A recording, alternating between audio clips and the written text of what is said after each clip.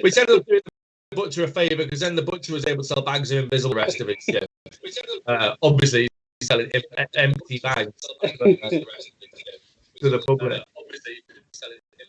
So then our adventurers marched on to a tavern where there was what can only be described as a magical mixological cocktail menu. So we tried. Jeremiah doesn't normally drink, but yes, this being one of the worst days of his existence since he ran away from the circus, he started necking anything that was in non-Newtonian form, and soon found himself not only naked and covered in pig's blood, but also half cut and drunk for the first time. My favourite drink was the 9 steps, because that's the one that poisoned him badly. Yeah. That poisoned him. It's bad enough rolling with disadvantage for the whole game, I guess. But anyway, so then we're in this bar, and in the middle of the bar, there's this huge, I guess, like a well, like a huge kind of well in the middle of this bar. There are people going up and down the well. We met some fascinating creatures and people in the bar. So there was a little girl with an axe bigger than herself, who had seen a lot of action using this well, which we found out was a portal. So we think it's a portal to somewhere else, and so we're excited to find out what's down there. So the evening goes on, and we're having our drinks, and we're having our drinks and planning the next steps and meeting nice people and making good friends with the bartender, whose drinks were he'd do all right working at Lost Boys Pizza. That's what I'm going to say about this bartender. He knew how to make a potion. Not you on your asshole. So all of a sudden, these hooked horrors come out of the well in the middle of the bar. This bar's like 40 foot. These hooked horrors come out of the well in the middle of the bar, we're hiding under tables. These things then comes out from behind the bar, pulls his broadsword out from his display case behind the bar, and he's wielding with us. He's battling with us, and thank fuck he was. Because, the hit points were running low. It did turn out, of course, that Felix Half-Boss could have healed Jeremiah at any point.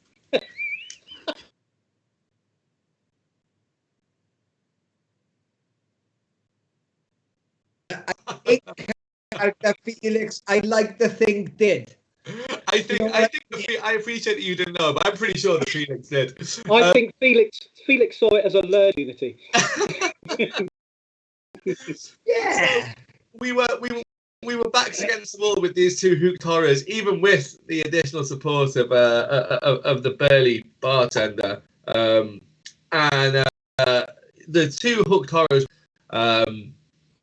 First of all, Jeremiah managed to fling one of them away from him, and the first hooked horror sort of plummeted towards down this well. And then second of all, our friendly neighbourhood bartender decapitated the second one just in time for, as I mentioned, Felix to then heal Jeremiah and remove the curse of all of the disadvantage from him.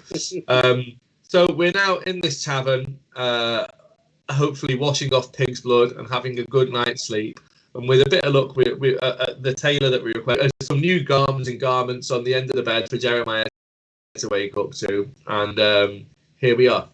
Nice choose. So, thank you very much, Pete. No more. A guy turned up and he went, right then, I've written a book. Now, I'm not keen on books. I'll be honest with you.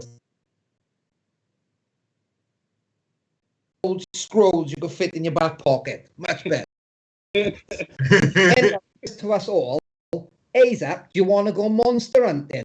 But it turns out he's been a bit of a dick to the guy who owns the bar. So we said, we'll help you find some monsters, but once you release your book, we want full credit, and so does the guy behind the bar. I think that's what we got up to. I think Jeremiah's hangover probably let that slip around. I thought that was a very good tease now. Glad is the barman was none other than Dernan, and the bar is the Yawning Portal, the most famous bar in all of Faerun. And the guy with the book that you talked about was none other of monsters. That's the boy.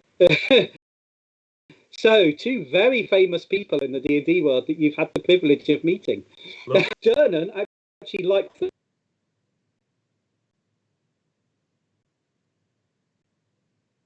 a long rest. Jeremiah, you do have a beautiful set of monk's robes for use now, so that you're no longer walking around half naked. You'll be pleased to know. And we start the next morning, where maybe Jeremiah's feeling a little bit hungover, but he is well rested, so that's all that matters really in the grand scheme of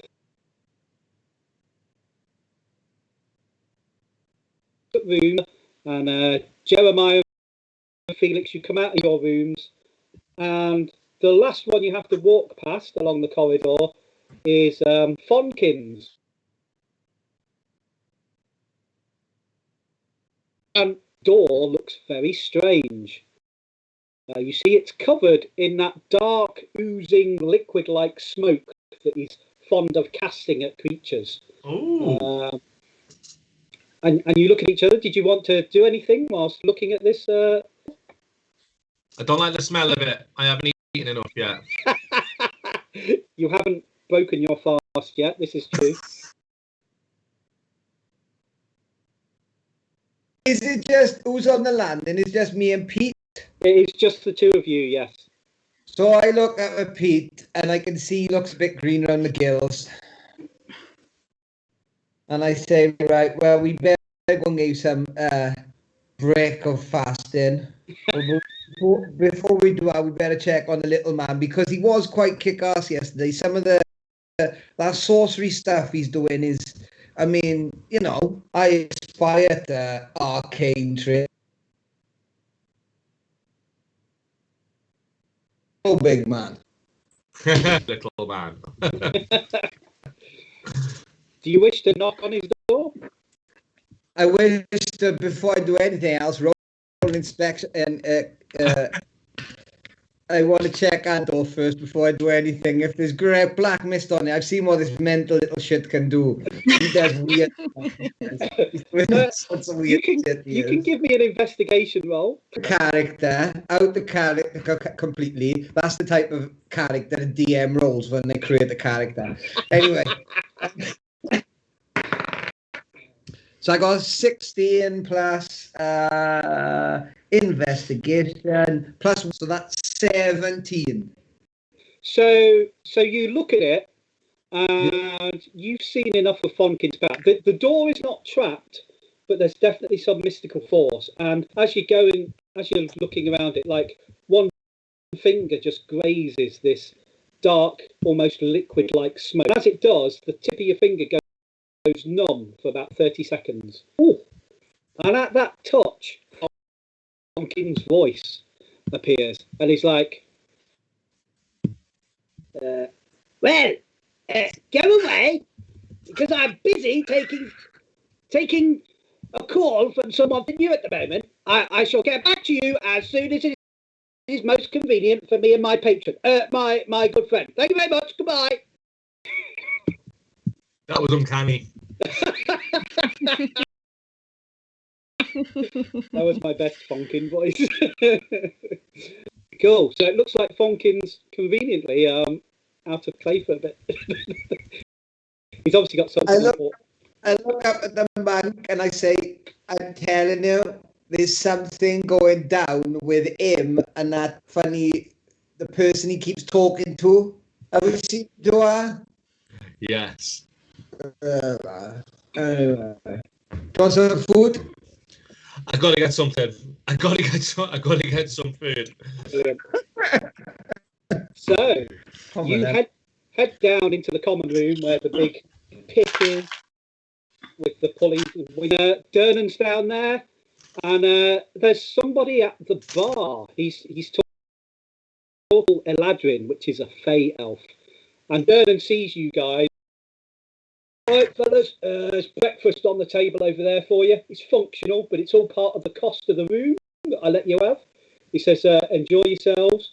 Get it down you. It's good, honest food. It'll see you right for the day. And as you take the table, you see that he's, like I say, Eladrin, and this Eladrin's got a curiously dark metal mace on her back with red glowing lines over it. And you can sort of hear Durnan talking to her. And you hear that she orders a glass of Jeremiah, you may remember was the drink that fell out with you in a bad way. Mm-hmm.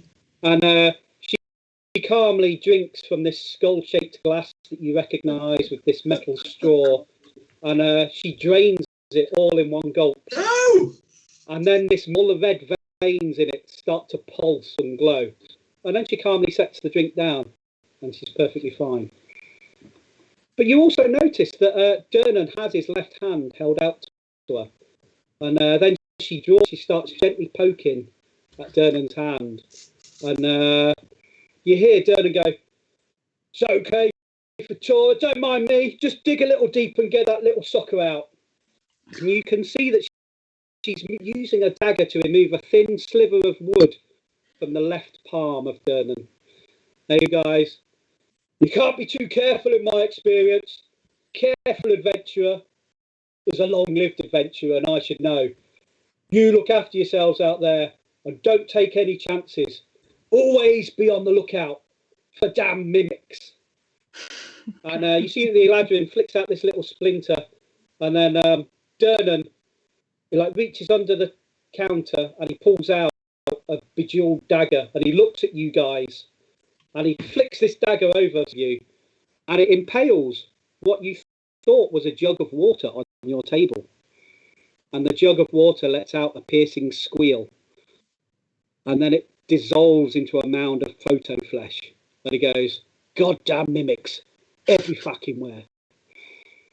And he then turns to the Eladrin. He goes, "So anyway, Faetora, these are them folks I was talking about. They're good enough in a scrape, but they're definitely missing of someone with a more subtle touch. You said you were after a little excitement since coming to the city. I predict these here are your ticket to adventure." And these two? Yeah, that's right. They're a fine-looking pair, ain't they? That's a word. As he says the words "fine-looking pair," I'm sort of hunched over this big bowl of scrambled eggs, putting it in, and then kind of holding myself and letting out a burp very slowly, and then being, "Yeah, I'm all right." Just as he says, "fine-looking pair." How tall are you? I am. I have wrote this down. Where's my description? 5 foot. Oh, it's not too tall. So I look across, I take my hat off, and I say, "Good morning. How can we help you?" There's normally... It's all very confusing upstairs. Anyway, pleasure to meet you, Felix Warbottom. I travel this land entertaining a bit. Mostly just looking for high adventure and keeping an eye on my good friend Jeremiah, who... Jeremiah? I'm just eating eggs. I'm just eating eggs. Like, just eating eggs. Mouthful of egg. Mouthful of eggs. Trying to get the taste of the 9 steps out of my mouth. I say, that drink you just drank, that Yes. came in that cup. I drank that drink yesterday, and I do not remember feeling as perky as you look now. Why didn't it affect you the way it affected me? Well, maybe I've just got a tolerance. At this point... I put another spoonful of eggs on my plate and say, "Fair one." I think he needs some burns healed after that.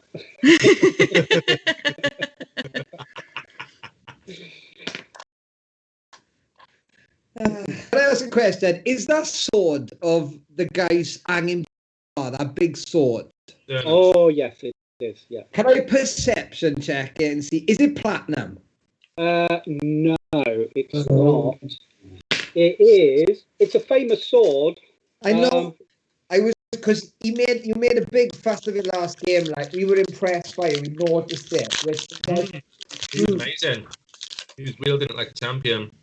Many legends abound about the sword. If you just give me a second. Sorry to pull that up. I just.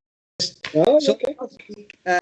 So I turn to my Fae friend and I look at and I say, "Have you seen this big man fight? He's a machine." Got yourself a fan there, don't you? It's like, oh, they are many and spread around this realm. Durnan does his best, as you well know, my dear. His sword. I mean, you can ask Durnan about it. He's happy to talk to anybody about it. Right, I look at him and I say, "That's so nice, like, is it for sale?" And he's like, "Well, that depends, young Mr. Halfling. Are both your legs for sale? Because that is an extension."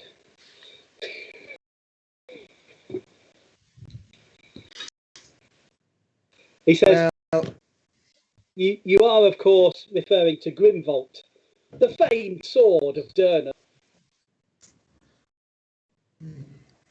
Durnan the adventurer. Okay. So, Have you paid for your drink? The what was the name of that drink? the 9 steps. Did you pay? Had you paid for it? Durnan, that was she was pulling out a splinter from Durnan's hand. Oh well, in that case, I stick some money in the bar. I say, "There you go, fill your boots. I'll buy a round of drinks for them."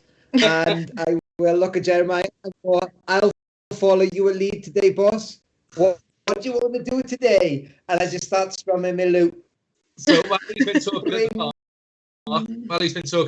he's a bit full of eggs, so he's just laid down under the table on the cold floor, just to center his breath for a second. And while he's down there, he centers his breath, he says a little prayer. He realizes today is a new day. Yesterday is forgotten. So he lifts his feet, he walks over to the bar, and he says, "What about this monster hunting then? I'm ready. Where are we going?" To Durden. To Durnan, and he goes, Are you saying you're ready to go down into the yawning portal for the dungeon of the Mad Mage? Many go down, very few come back." We've been in tight spots before. We'll be in tighter spots again. Fortune and glory is our calling here. I see no reason not to descend. Is there a better time to descend? He looks you up and down. He goes, "I don't think you're quite equipped to take on everything that Undermountain has to throw at you yet. Yeah. Perhaps you should explore the wonders of the city and see what is on offer for gentlemen such as yourself." Okay. Where should we go? Have I been in the yawning portal before?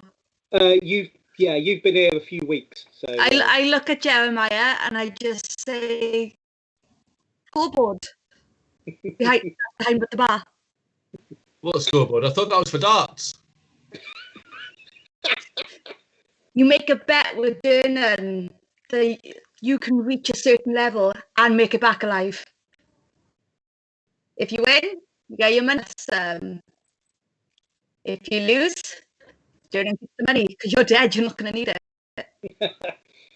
He says, "And I am a wealthy, wealthy man." Okay, so what do we need before we go down there? He looks you up and goes, "Well, I can see you look a lot healthier than you were yesterday." He said, "That's a start at least." He says, Well, I loaded up on eggs from the breakfast table, but just so you're aware, I did throw some of them up under the breakfast table, and since then, I've felt a lot better. He says, "It's all right, the mimics will eat that." Filthy little things they are. Overrun with them. So let me get this straight. you're asking me why I could down that 9 steps drink, but you can't. What? I haven't had a drink since I left the monastery. I don't know what the problem. It's been since I've had alcohol. Decades. Last time I had alcohol was when I was in the circus and I was learning to do fire breathing. That's the only time I've ever had alcohol before. Well, first bit of information I know about you. Durnan then leans over to you, Faetora, and he goes, "Yeah, he can't handle eggs and he wants to go down into Undermountain. Oh, easy money." I think lucky for Durnan, I can't resist the temptation of gold. So I'm well up. I'm well up for this. I also don't value my own life very much. As a DM, I can tell you don't want to go to Undermountain just yet. I look across and with a lesser illusion, I do the lying dead corpse of the monk on the ground, and I just make some listful music for a minute on my harp, and then I carry on back with like. I see this vision. I double take it for a second. I'm like, all right, fine, let's go shopping. I tell you what, why don't you go out and make names for yourselves in Waterdeep, and then I'll consider your offer to head down to Undermountain serious. He says, when people come in and talk of your names, then I'll let you go down into Undermountain. Fine. So I guess that no one told you about the invisible pig catching, but that's fine. I appreciate. We have to do more before we get our names out there. And not to forget the troll fight, which hasn't been mentioned at all this week, which was the week before, which was hilarious as well. But my favourite, you've got so many fun adventures in front of you. I think. Have I now? I mean, Shally, it's entirely up to you. You can choose not to hang around with these clowns. Walk in the door, to be honest. I think they're going to need me just to stay alive.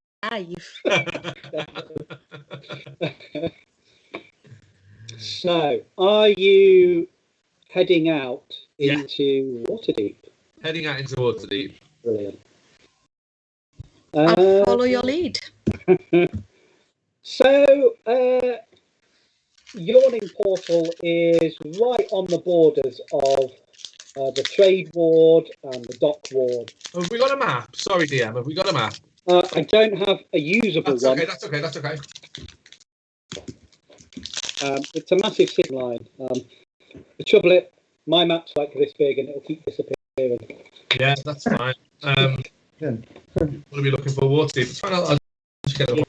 So, you walk down. The Dock Ward is more familiar to you guys. And so you kind of head that way to start with. And about 100 feet ahead of you, there seems to be a ruckus that you had when they were chasing pigs this time. This is like what could be a riot. So you see the crowds milling, and there's definitely blows and weapons drawn, and then you hear whistles blowing, and you can hear the City Watch converging from everywhere, because Waterdeep takes its laws seriously. So, like, there's no open fighting. But you remember hearing from Volo that the streets were getting much less safer than they used to be, and that there was off. And maybe it's the hot weather of this summer that's driving people to act crazy. But like I say, you hear City Watch, and there's some of them go running past you, and you hear them crying, "What befalls? What befalls?" And then eventually, because you're getting slightly closer, you hear, "Hold! Down arms, or we call the robes," which you will know is the City Watch's way of saying, if it's down, we're going to call in the local wizards. Okay. From the Magisters, the Guild of Watchful Magisters and stuff. So you know that this could get serious. So by the time you get there, there's a small cordon set off. There's about 15 of the City Watch capped in there.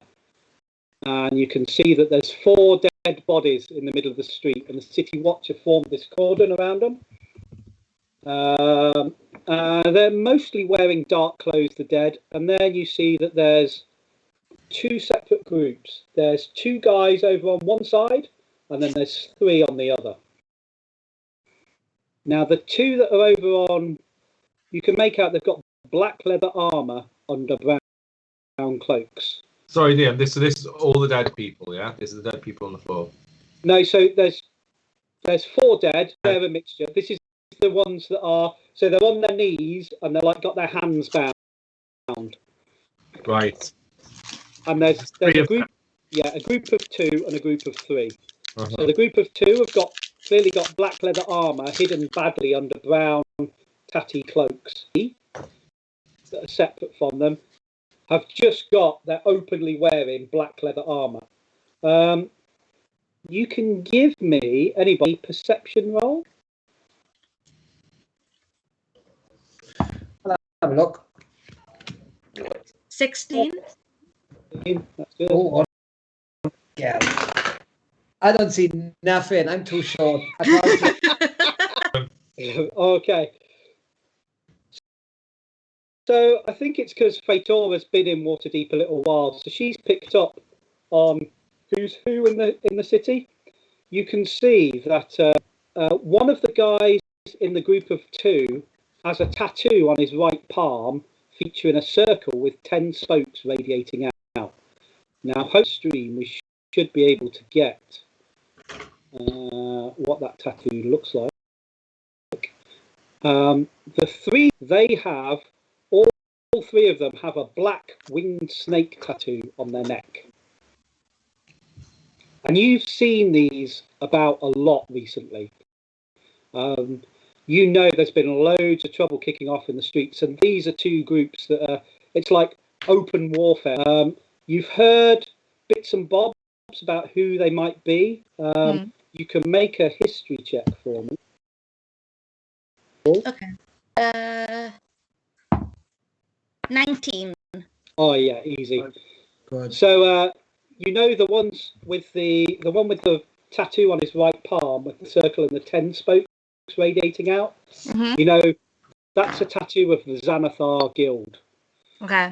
And they're a guild of thieves. They're not an official guild in Waterdeep, but it's like a guild of thieves and thugs, and it's like a big crime syndicate. Yeah. The 3 with the winged snake tattoo, you recognise that as the tattoo of the Zentarim. And you know that they're a shadow organisation that trades mercenaries and goods, including weapons, for profit. And you know that it's long sought to gain political influence in Waterdeep, but the strength of the city's masked lords, nobility and professional guilds make it difficult for the Zentarim to such a fine city as Waterdeep. Okay.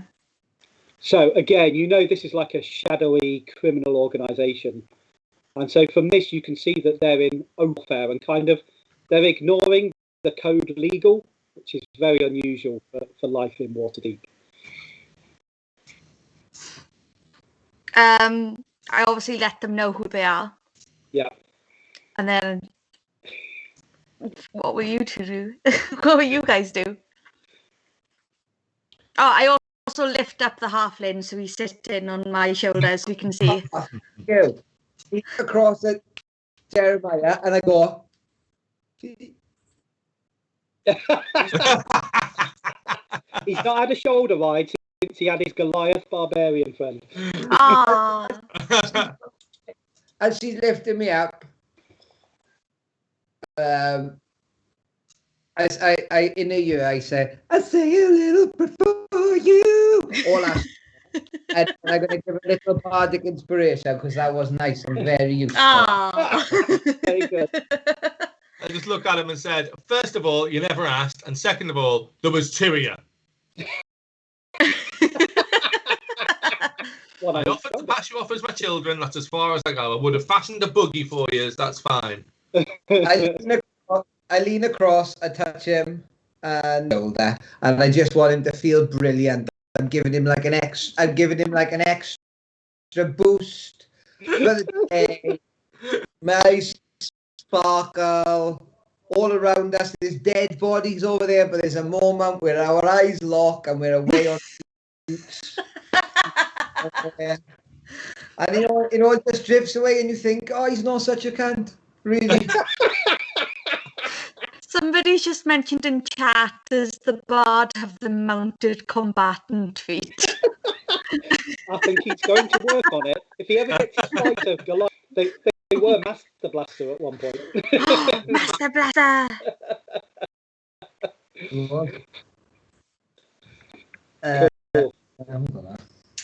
So the City Watch are gathering up these like 5 prisoners and keeping them in very separate groups, and they're just sort of marching them away. And the cat going, "Oh, don't worry, we'll soon have these Zents locked up. Murder on the streets, that's a hanging offence. Don't worry," he says. "Come back in a couple of days' time and you'll see them swing." God.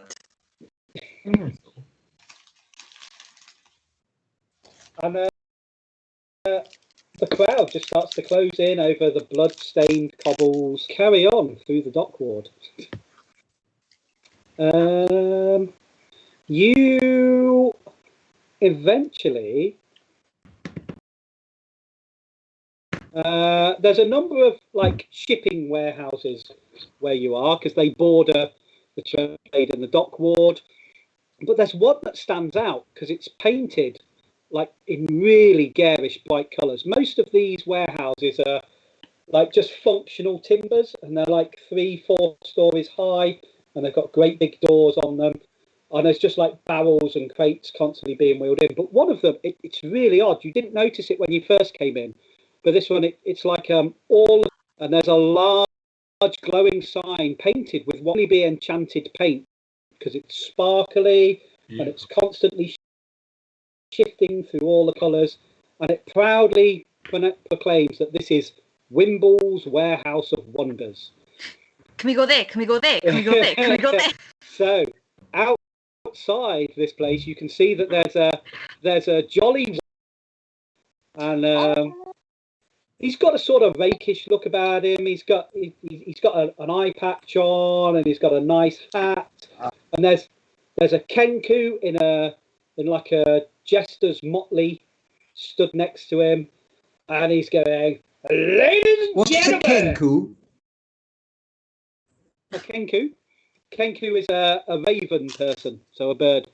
Oh, hello, Yeah. hello. Oh, very excited at the animals. I'm very excited. And the Kenku's like giving a fanfare sound. It's going, "Ba, ba, da, ba, ba, ba, ba." And the tabax is going, "Welcome one and all to Wimble's Warehouse of Wonders." He's going, "Please feel free to pay the entrance fee of a silver shard to come in and experience things which will blow your mind. Beasts the like of which you've never seen before."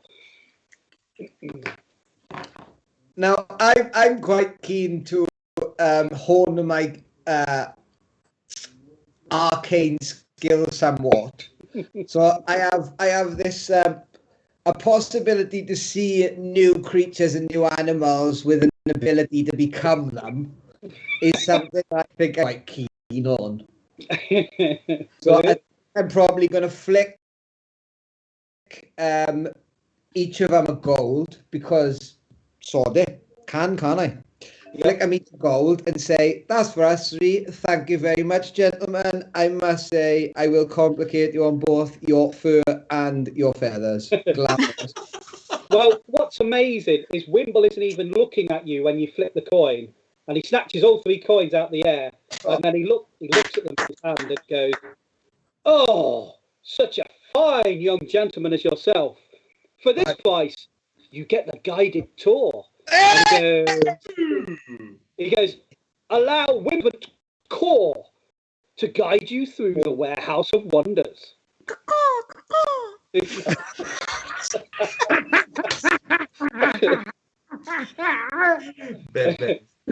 And he takes you in, and the doors close behind you, and it's like a brightly lit reception room. There's a ragged red curtain in a way, and he goes, "Now, before you go any further, I must warn those that have a faint heart that Wimble's Warehouse of Wonders are not responsible should you suffer any damage once we get in there."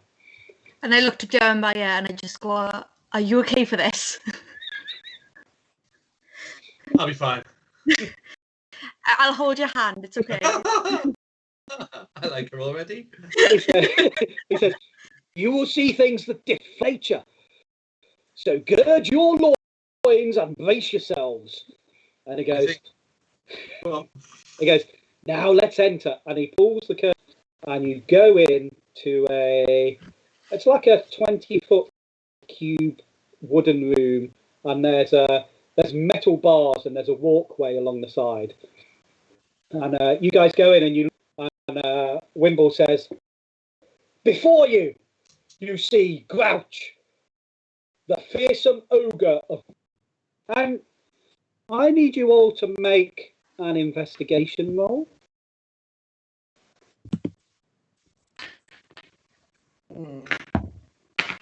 17.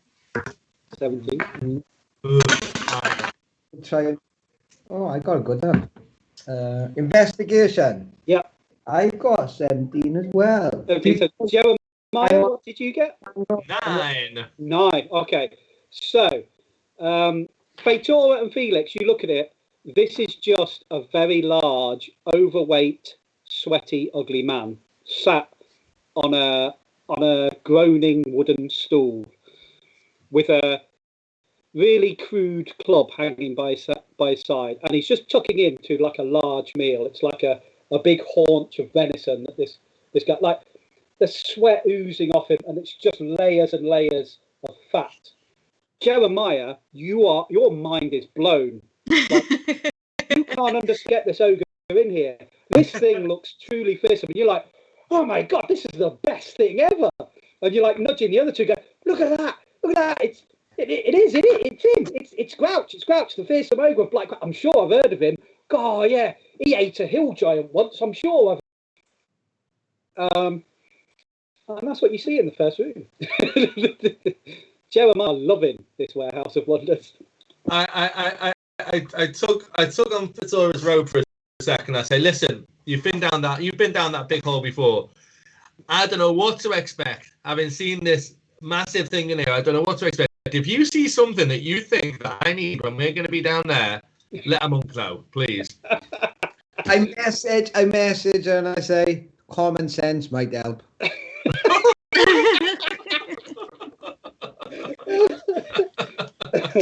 That's the thing with common sense. It's not that common. But wait until you hit something. Oh, it's brilliant. What? He can fight good. He can fight good. Okay. So, again, there's another tatty red curtain into another room. And Wimble's like, friends, I can see you're impressed with Grouch. Let's go on to the next room. You go through like a core Wimble servant. He's like doing sort of faint violin and almost ethereal music that you can hear coming from him, because they're mimics. So he's heard this music. He's like, and it's all sort of very whimsical. As you step into a much smaller room, again, there's a wooden railing down to another curtain, but in front of you, on the other side of this railing, there's a large glass box that contains a few trees and shrubs. There's wildflowers is growing there. There's a large skylight and sun is shining directly down onto the top of this glass box. And in amongst the vegetation are what appear to be bird box-sized houses with little windows and little doors and little ladders, and there's like a little white picket fence. And Wimble proudly proclaims, he says, friends, I give to you the great lost Fey village of Brixnar, which I bought at great personal wealth. And again, you can all roll investigation. I'm not going to even bother. I just got a nat 1. Ooh, I got a crit, but I got -1 for investigation, so 19. I just got a nat 1. Okay, so Jeremiah, you're convinced that there's nothing here. But Faetora, you're looking at it going, oh, did that little ladder move just then? Did the shot? Oh, maybe there's somebody in the window. Oh, but I know pixies can be. It's got to be a pixie village. It's pixies, isn't it? Yeah, I'm sure Brixnar was a pixie village.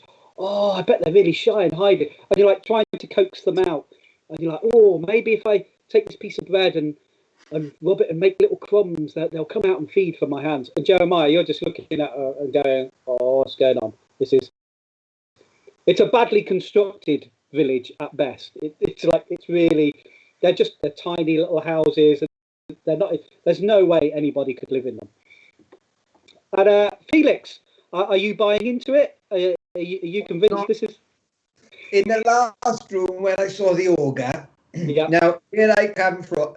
Like me and big people, I have issues with. I have issues with big people. People are sizist. This is something that needs to be across the realms dealt with. This is something nowadays in this modern world we should be dealing with. Sizism.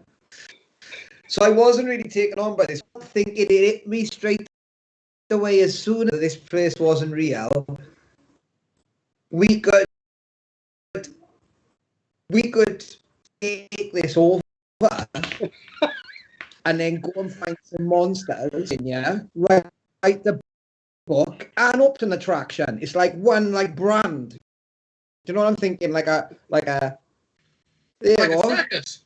You smell a business opportunity. Well, you got experience of that, and then I look across the Fae and I go, come on now. She's bright. She wants to come and help us. We could clear this out. So I look at the owner of this place and I say, is there any more to show us? And he's like, oh, my little friend, there is so much more. This just the amuse-bouche, as it were. He says, the greatest treasures are further in the warehouse. Do you wish to continue? Show us your best thing. Can you show us your best thing? He said, well, it would be a shame to rush everything else. Let's continue along the path. I'm with him. After all, is anything else right? I'm with him. You've paid for the guided tour. And the guided tour you shall get, my friend. He leads you through the next curtain. And just before you're about to go in, he goes, now, I don't want you to be shocked by this. Maybe diminutive in stature, but its reputation is as fierce as a full-grown thing. And he goes, I give to you Snarlfang, the legendary miniature dragon of old. And again, there's a wooden walkway. It's quite a small room, and there's what appears to be a miniature dragon. But you can roll investigation.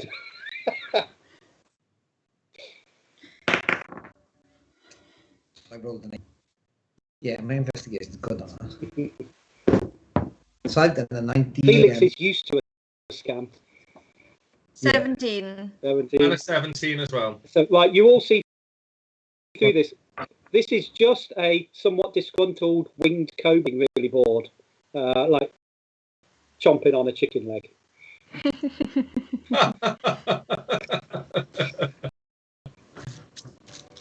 He goes, oh, not impressed by the dragon. Okay, next one. I guarantee the next room, it will blow your socks off. And you go through, this is, again, it's quite a small room, but there's lush green grass in this one. And there's like a waterfall, a little water feature in one corner. And he goes, now, I guarantee you have never seen one of these. He says, such rare creatures they are. And he goes, a baby unicorn.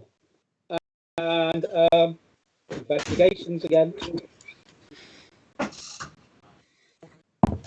How big is this place? It sounds really smart. I mean, like, I'm telling you, this is a nice, there's skylights, there's like grass inside.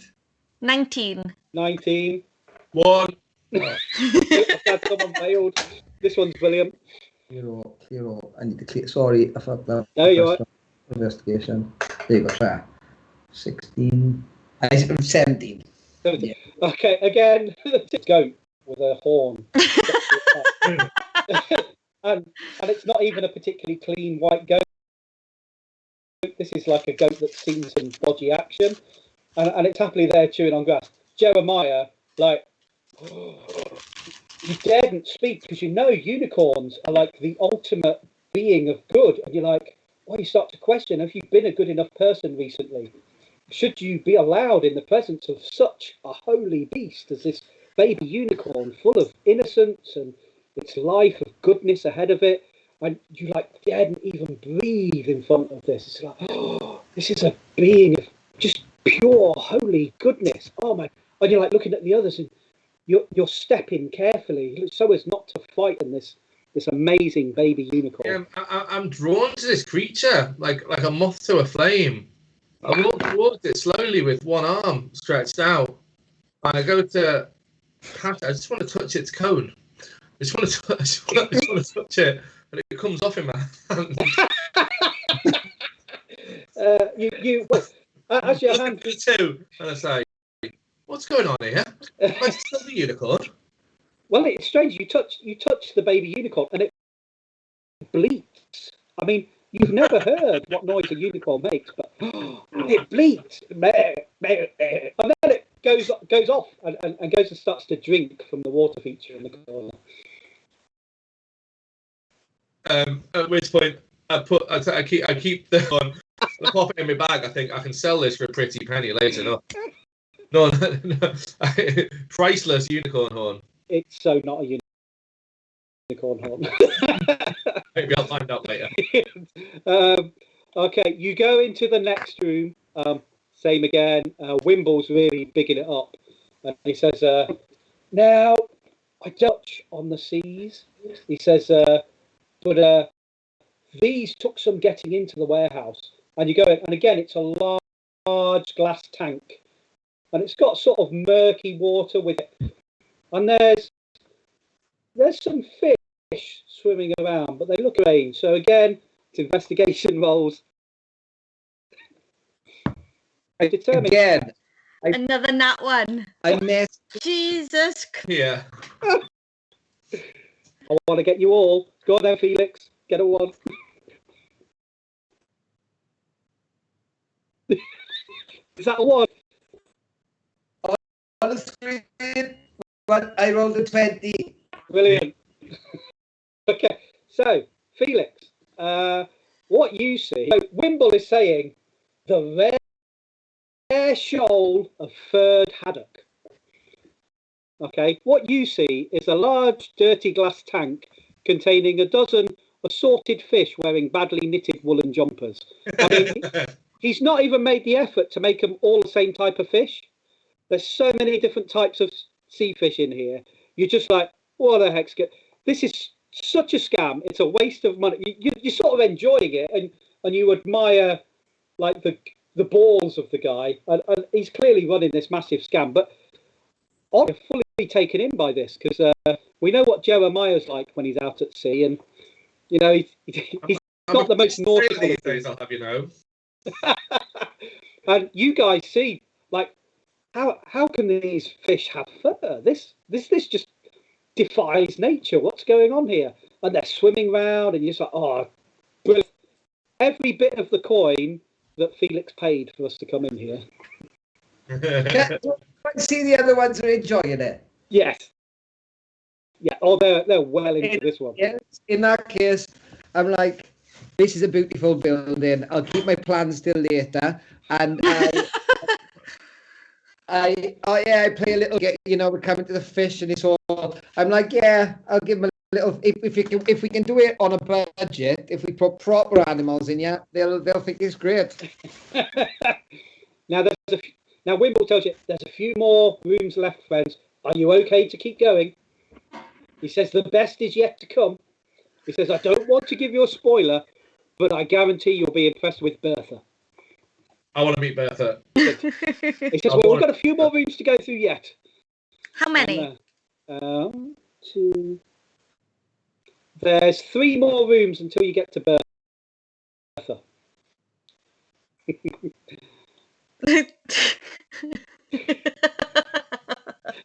Oh, Johnny, you're on mute. You're muted.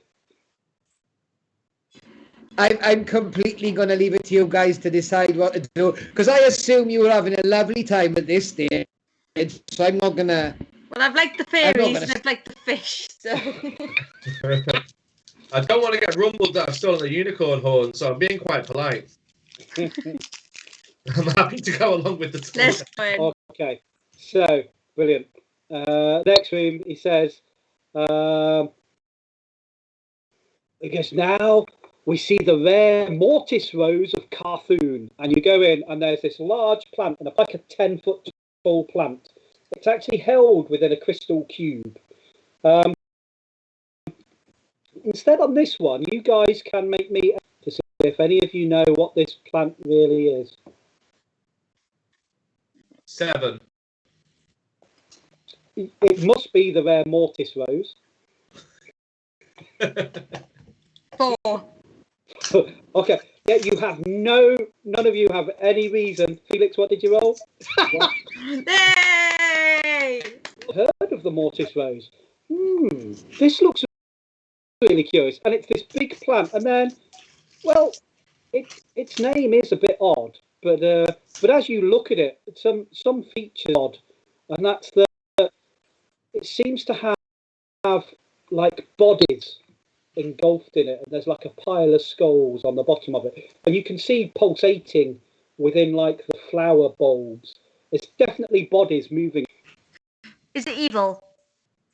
Have you got detect good and evil? I don't know. I don't think I have it prepared. I might, unless it's a trait. I'm double checking.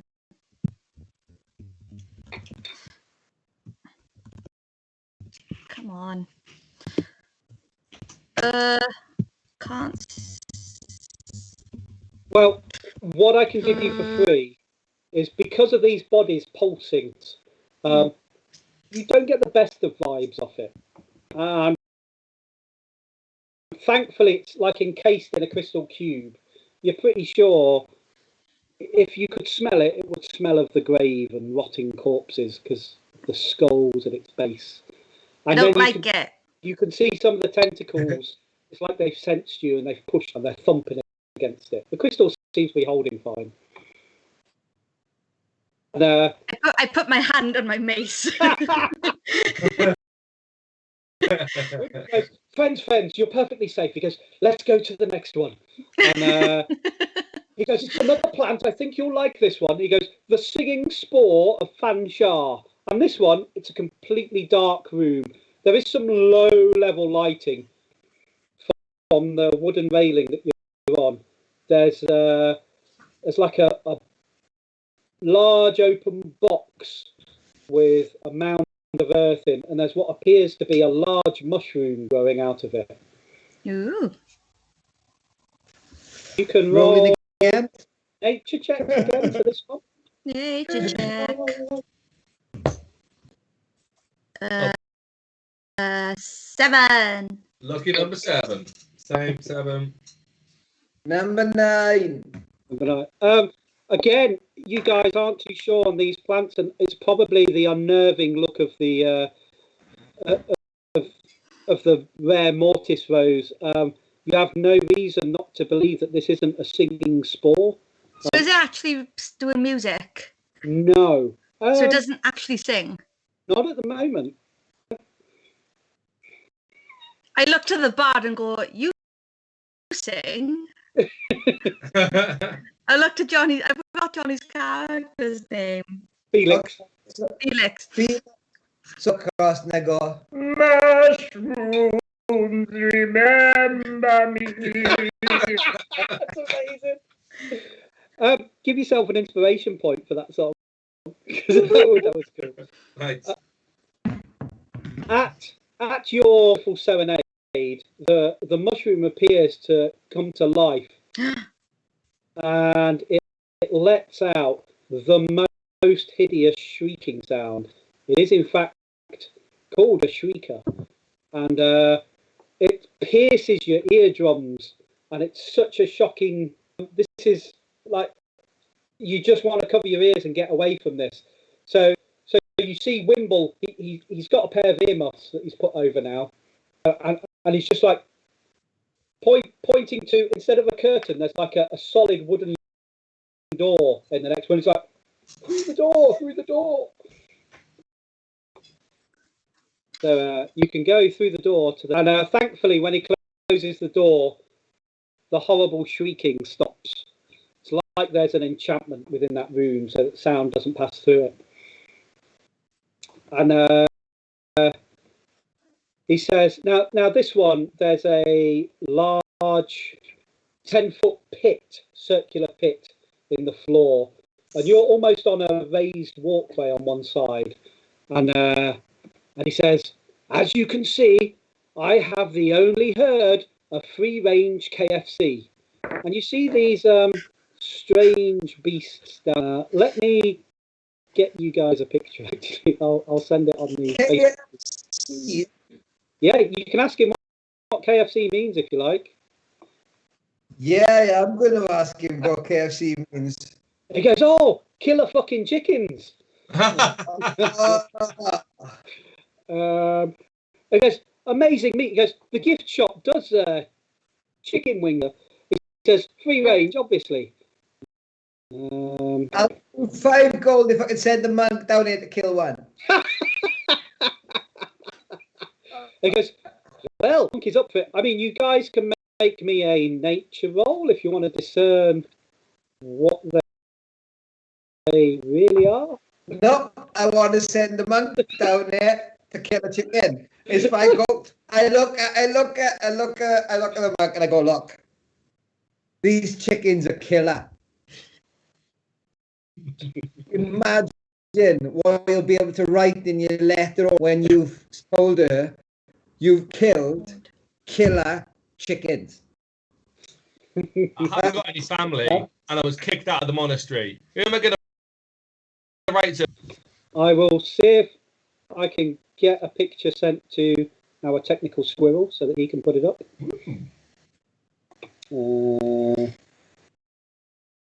Hopefully he can. So there's the KFC. Have you actually paid the 5 gold? I'm happy to. If Jeremiah's happy to jump down in. I am daft. I am a little bit daft, a little bit easily. And I'll bane them all before, and I'll kill you because. Can you promise me this time though? If you can help, that you'll help. I promise. And on my. Say to Faetora, can you see his fingers crossed behind his back? On the, I've actually got 8 sisters and 1 brother, but 1 sister. There's a dozen of them down there in this 10-foot circular deep pit. Go on, have a bit of fun with the chickens. Fine. Wimble's up for it. He's like, yeah, sure. Fine. I jump into the pit. Well, fine. Oh, here we go. As he jumps into the pit, I'm like,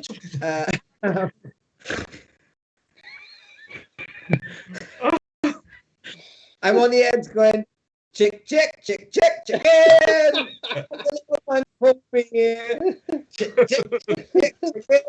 My man won't kill you for free. Hey, chicken. And I would like to give him a bardic inspiration against the chicken. Brilliant. Okay, so would you all like to give me an initiative roll?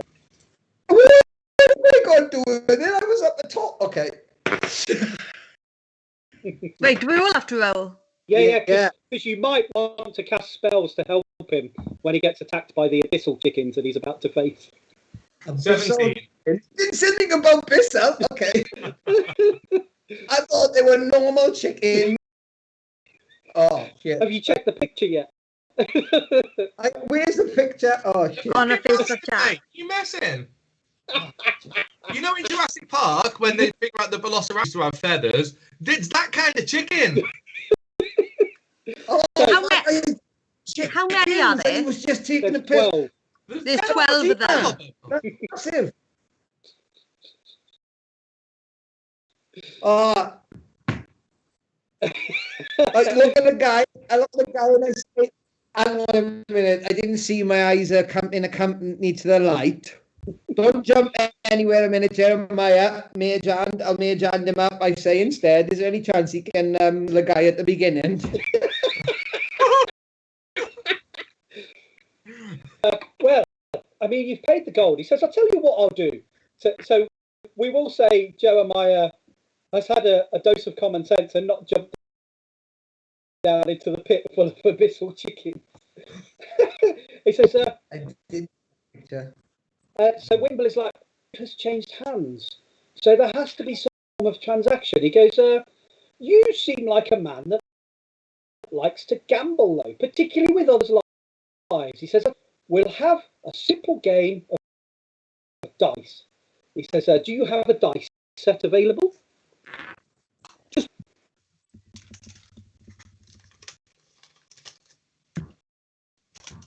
I don't actually. And he don't know looks if I at have. Core and he goes, Core, 2 dice, please. And Core passes him this nicely carved dice made out of bone. It's a D6, and he passes it to you. He goes, simple rules. He says, 1 roll of this dice. Whoever has the highest number keeps the gold. Yes. And Can I roll insight on the dice that they're using? Thank you. Well, insight. Yeah, insight is fine. Yeah. Did you want to do anything other than insight though? Such as? Have you got detect magic or anything? I do actually. I have got detect magic. Did you want to use that instead? Because I thought detect magic would be a really handy thing. Cool. Yeah, I'll detect magic. Oh, can I do it can I ask to spend 10 minutes with it so I can do it as a ritual? Well, if you can keep him talking for 10 minutes, or if someone.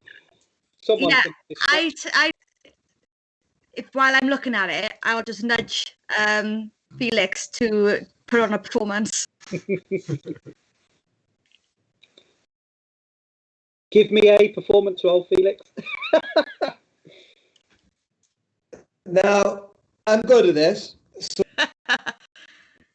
I get my guys on, and I'm like, roll up, place your bets, please. Someone, 1, 2, 3, with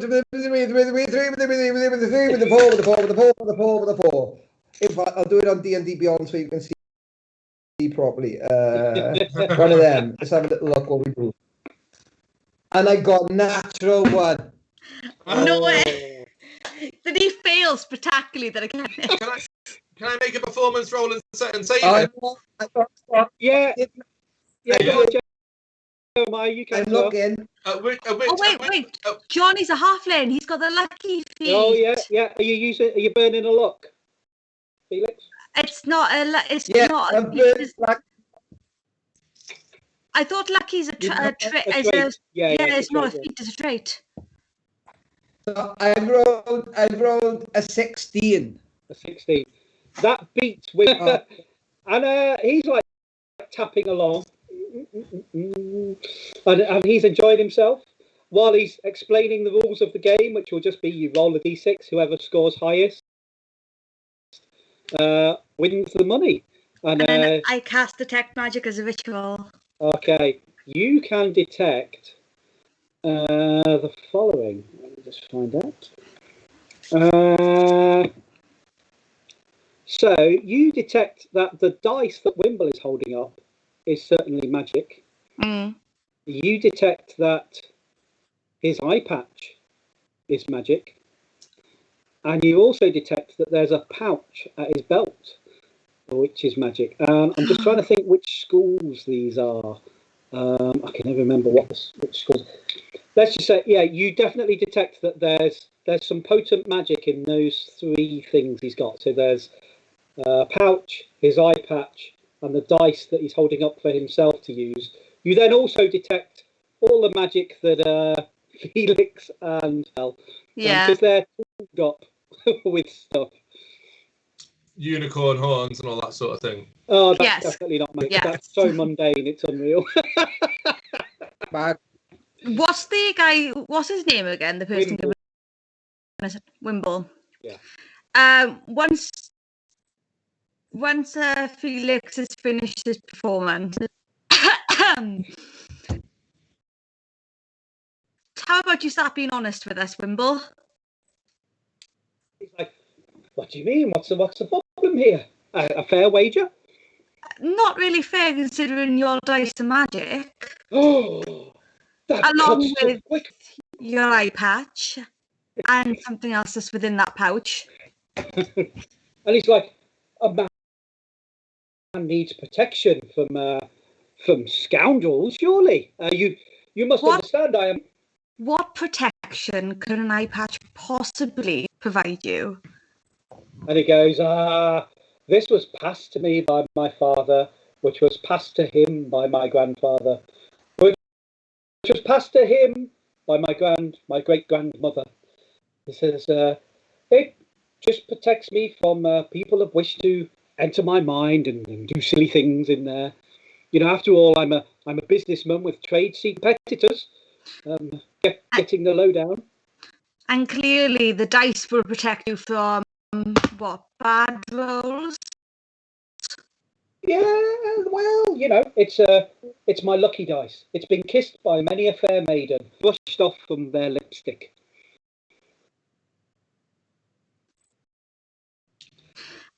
How about you just give us back 5 gold and then I won't say anything else to anyone else? And okay. Do you want to give me? Are you intimidating him or are you persuading him? I'm not a very intimidating person, but Can I steal his eye patch? Yeah, it just looks like a plain black leather. are you going eye to patch. steal it? Yeah, I want to sort of creep up behind him and then you slide a hand while you've got him sort of distracted and you're chatting. I'll try and steal it from behind. I want to use my sleight of hand and just kind of pinch it from behind, lift it off. Let me And just put it very quickly in my pocket. Be like, what eye patch? okay, can I roll sleight of hand if he's going to do all right? Can I roll sleight of hand? Really? Yeah, what's in his pouch? No, to magic mage hand on his eye. Oh yes. Okay, let me just check. I don't think it's going to work for 1 minute. I've literally done it because I think I can see what he's going to do, and I'm like, it's hilarious. For the pouch was a much better idea, but it doesn't occur to my character at all. Have you got a dice? Yeah, swap the dice. You can make Swap the dice out and take loaded dice. you can make a sleight of hand check, but he gets advantage on perception rolls to spot this. Whoa! Sleight of hand. That's You 3, get 17, 18, 19. I have 20. 30, 20. 30, we got a 30, 20. Yeah. He is a tabaxi trickster, and he has advantage on the roll, and he got 22. Ooh! So Wimble has been around and he knows every trick in the book, and he's not upset. He's admiring the fact that you guys are working together, and surely we're all friends here. He says, "Tell you what, why don't I give you half of this gold back and we call it quits?" I want to push him off a cliff into the pit. Fuck it. I can't be asked to take it off. I don't know. I want to. Yeah, Before you right, do that, we can take Manor over. We Yeah, can but- take his Manor over. Because before you from what I can see, right, none of us have got it. before he does that, half the gold, The eye patch and the dice. you tell us the enchantments that are on your eye patch, that's on the dice, and that's in your pouch. Don't have to give it to us, you just let us know what the enchantments are. Okay, and he says, "Of course," and he tells you that eye patch. It's a it's what's known tricksters as a knave's eye patch, which gives advantage on perception rolls, prevents you from being from any sort of mind reading that occurs. So his mind can't be read, and his intentions can't really be told. Okay. So insight wouldn't have worked at all. Yeah. So the dice is called a charlatan's dice, and because he's seen him, he's gone, well, of course, I can decide whatever role I want it up. He says it served me rather well. It's amazing number of sixes you can request. And he says, and as for this, he says, this policy, he goes, and it's just a little dust of sneezing. He says, because I don't wish to cause harm to people, but there have been occasions where I've needed a distraction to make my exit, as it were, with a flourish. So it's dust of sneezing and choking. Okay. And then he gives you half the gold up, rounded up, because it was 5, wasn't it? He gives you 3 gold back. Keeps 2 for himself. That's fair. So then we're leaving now, right? We're going to Bertha. I think Bertha's We're the going to see next Bertha room. first. Okay. As long as Felix hasn't pushed him into the pit at this point. I got to be honest with you, hard person, right? So if I can on the way out tripping and falling down that hole and make it look like an accidentally gets eaten by these big fuck off chicken things, a pair of them, they are mean bad people who are ripped off. They charging people. They are offering the game, and they are hoodwinking people. Is that right? I don't think. Let's see Bertha. Let's go see Bertha, and then if Mage Hand wants to slap him on that hole on our way out, then that's fine. I would say that is fine sentiment from Felix, the guardian of the moral code, who's from temples. Organised religion. I have issues with organised religion. I keep telling you. What's an organised religion? It's what all the clerics belong to. Excuse me?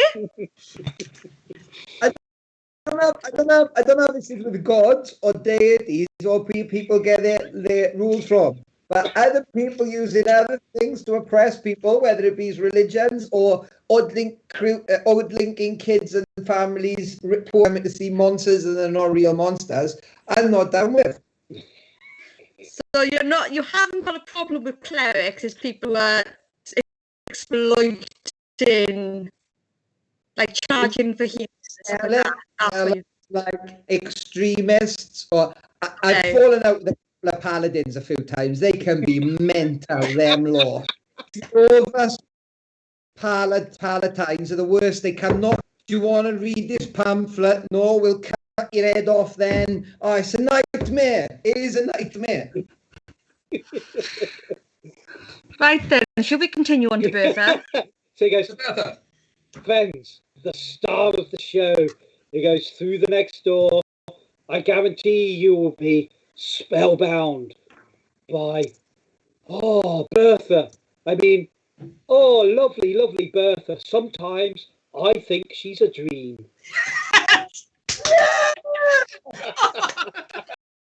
Yeah, the oldest amongst us got that.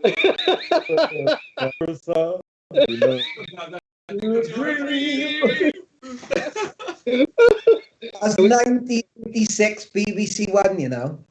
Really. Charlie Chalk. Anyway, go on. Beautiful PlayStation. I thought you might appreciate that, and I thought Shari would probably be confused by that reference. Over my head. For which I apologise. But feel free to look up Bertha. It's amazing. Bertha who? What am I looking at? Bertha what? Just Bertha. Kids programme. Oh, it's a kids. She was a large machine. Yeah. Just made anything they wanted. Ah. Yeah. Looks like she's like Postman Pat. Yeah. Same style. Okay. Brilliant. Anyway, he says, Bertha, lovely Bertha, sometimes you think she's a dream, and you go into into a large room. There's a 15-foot long walkway. So it's 15 foot high, and it's like a large round room that's 60 foot by 60 foot square room. And you look down, and you're above what seems to be a fetid swamp. There's a dark. You can all make me perception rolls. Perception. 7. Okay. You see a swamp. It stinks a bit. I think Felix is still quite by Wimble's dodginess. Really annoyed with this guy. 23. Faetora, okay, you see that there are 3 eye stalks sticking up from out of this pool of water, and they're gently swirling in the pool, and then they all look up and they fix on your group on the walkway, and then there starts to be ripples in this pool. And I'm sure on stream we'll get a picture of what Bertha looks like shortly. Wow. What's that? I can. Oh my god. Money. I grab what's his name? Wimble. And I put him in front of me. I want to make sure that I stand in the doorway so he can't try and escape. Like if he's picking up something, I want to make sure he's got to deal with it as well. Okay, in which case I will say to Jeremiah, odds or evens, Jeremiah? Odds. Odds. Oh, poor Felix. At that, a behemoth emerges from this pool and it shoots out a tentacle, because the tentacle has a range of 20 feet and they've only built the walkway 15 feet high, and it latches on to Felix and pulls him to the swamp, and you plop in front of this emerging giant tentacled frog with 3 eyes, and everyone needs to roll initiative. I kicked him in the last one.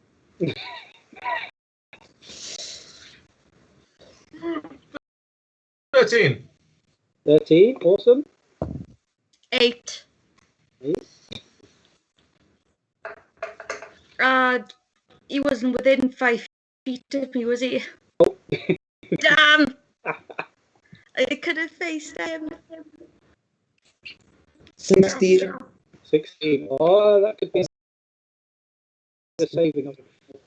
Fortunately, the fly. So, Felix, it's your go first. This creature has now emerged from the pool, and there's this horrible, stinking water dripping off it, and this great mouth with teeth has opened up, and these tentacles are swirling at you. It's about 10 feet from you, but it's definitely coming your way, and you're down in the swamp now. Can I am not keen on this. Whilst I think this beautiful creature is not my there's mud everywhere. I'm not impressed with this dude at all. I'm not even going to dream of fighting this thing because it's massive and he'll squash me and I'm all squidgy. So, can I cast Mage Hand and get it to lift me up? Will it take my weight? It can only carry like 20 pounds, can't it? And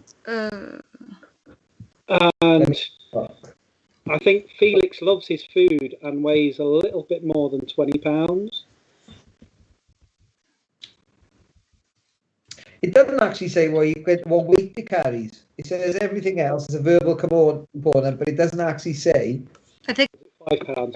Or then hand can't attack, activate magic items, or carry things that are more than crap.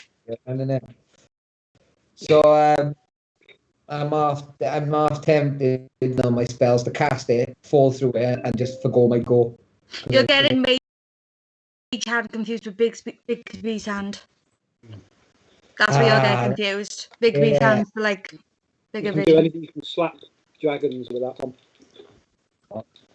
In Not a good that idea. case, I'm gonna keep it nice and simple, and I'm just gonna cast Bane on it.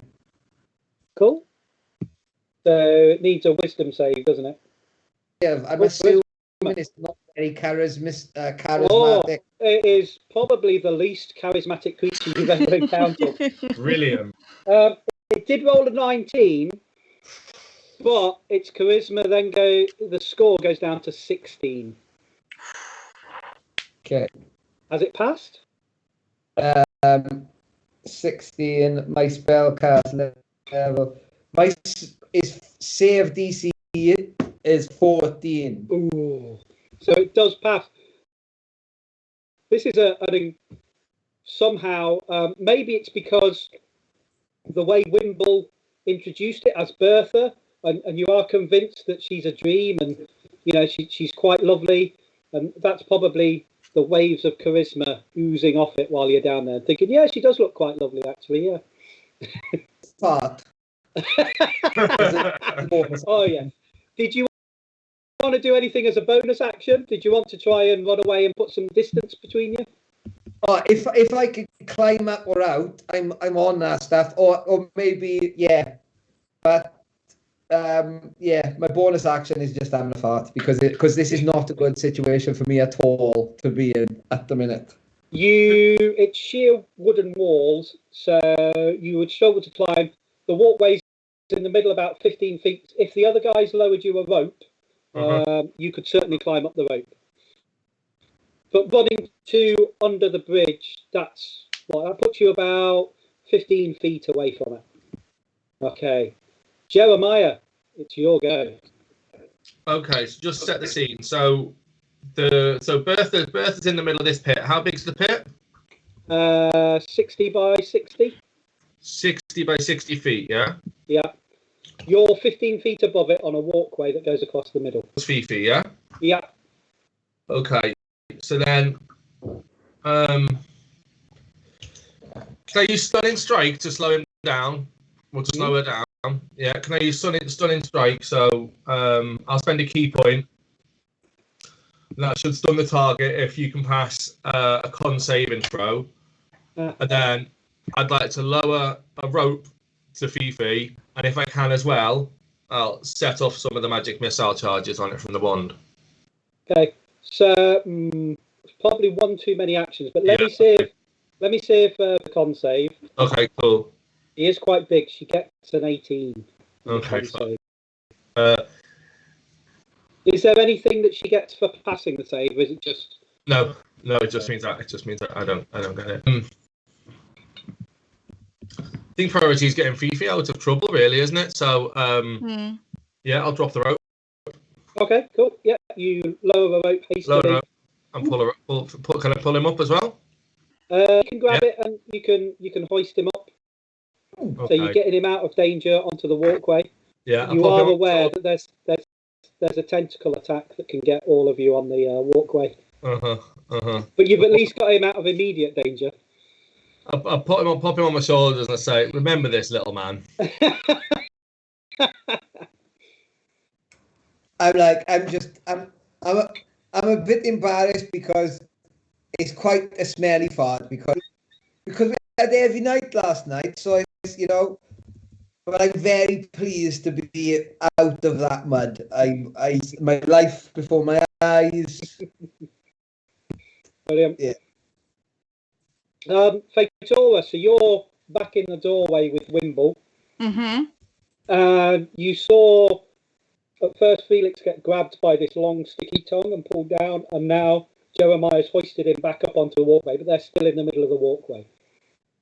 And Bertha is emerging from the pond and making her way. Okay, I will. Has she looked at Wimble at all, or is it almost like he's in charge so she won't target him? All three of our eye tentacles are fixed on Maya and Felix. Because they're right in the middle of the walkway. How far from the edge are me and Wimble? You're about 15 feet behind the other two. And you're in the doorway, so you haven't gone through. If you forward, you'll be where the railing is. So it's what? 8 Okay. feet walkway. Can I do this? Or does it have to be willing creature? Check something. Cause that's the key. Is whether it has to be willing creature. It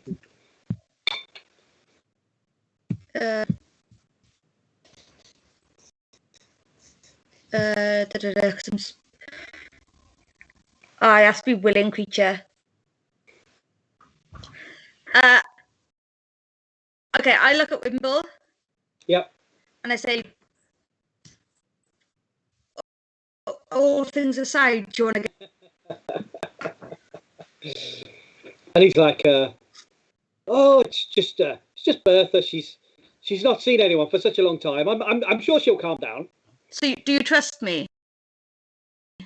And he looks at you. Okay. So he's going to make an insight check. He didn't score very well.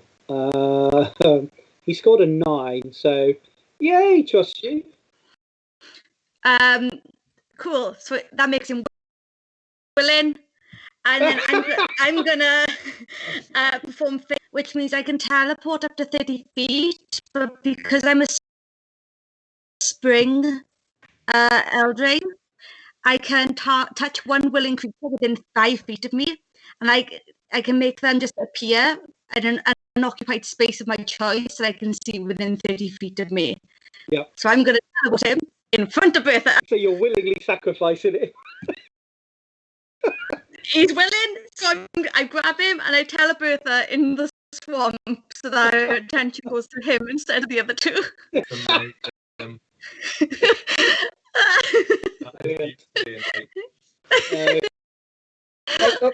I look over at the monk and my mouth is open like a.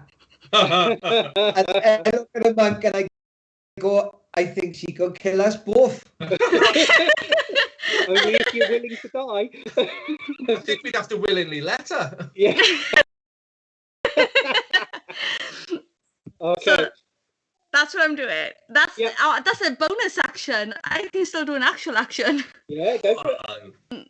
So then, as my actual action, that was a lot there. I will then cast. Where's my spells?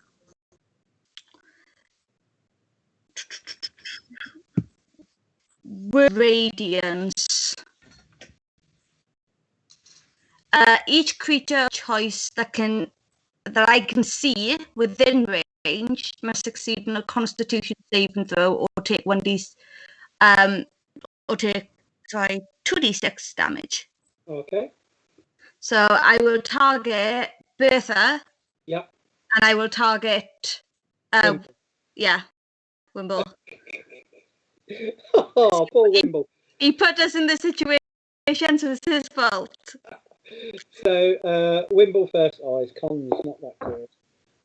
Yeah, he fails because he got a 6. Okay, it's a 14 they need to beat, so... Okay, and then Bertha, she's a bit stronger. Ooh, yeah. She's 24. Yeah, except... But either way, I will have...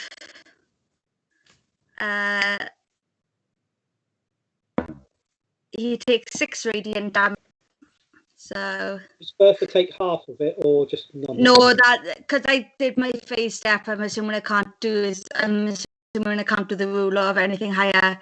So, higher one. But yeah, that's my turn. Okay, poor Wimble.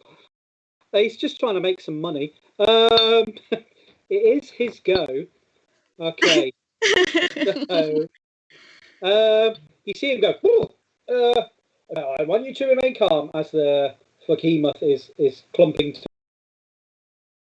towards him, tentacles going and mouth going, and he snaps his finger and immediately creates a perfect copy of himself next to him. He then... No, he doesn't need that. You see to opposite corners of the swamp. And are both like going, calm down, Bertha, calm down.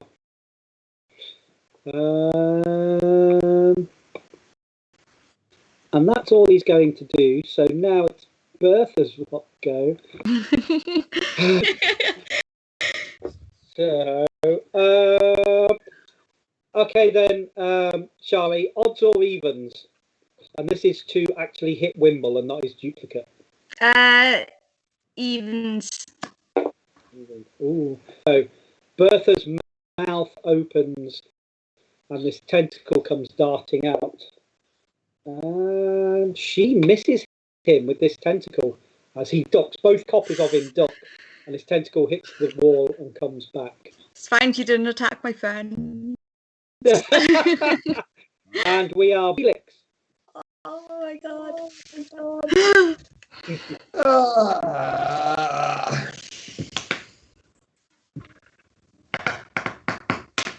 I'm going to shoot you with my crossbow. Excellent.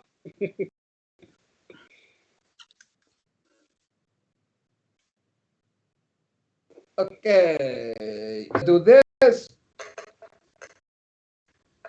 12 plus 8 is 20 to hit. Yep, that'll definitely hit. And then 9 points of damage.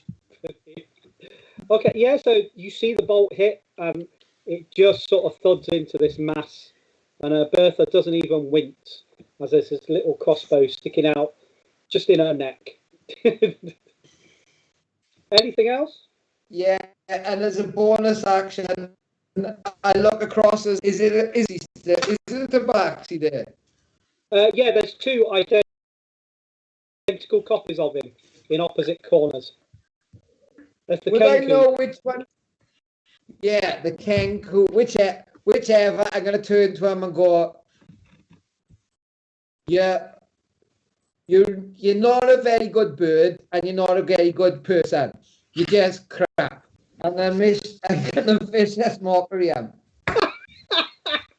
Oh, the poor Kenku.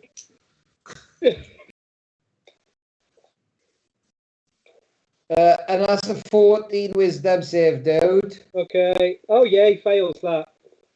Good. I'm pleased about that. That makes me chuckle.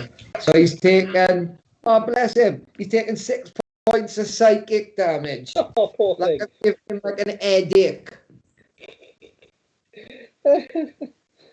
So, yeah, he lets out this piercing squeal as he's mimicking a creature in distress, as you've hurt his feelings immensely.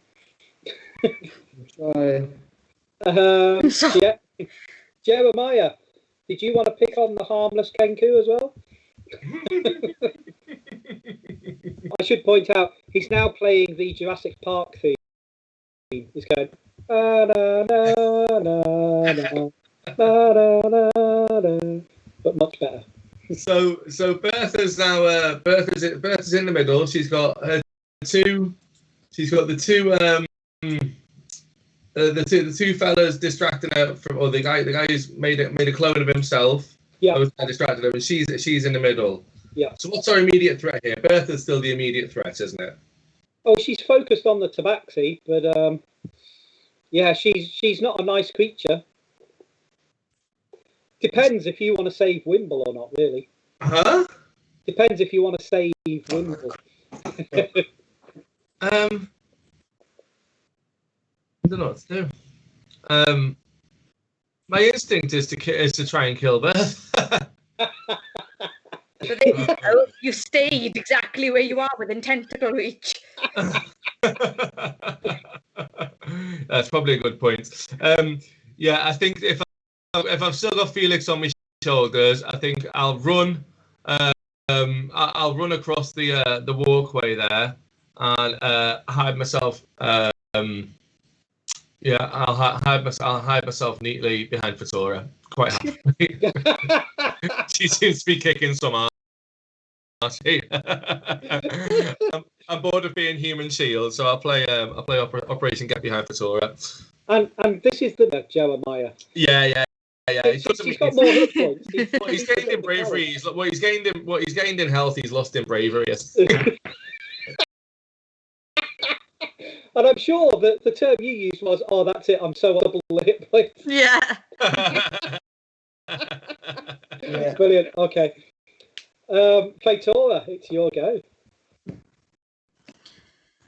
I looked to the other two. Are we fighting or going?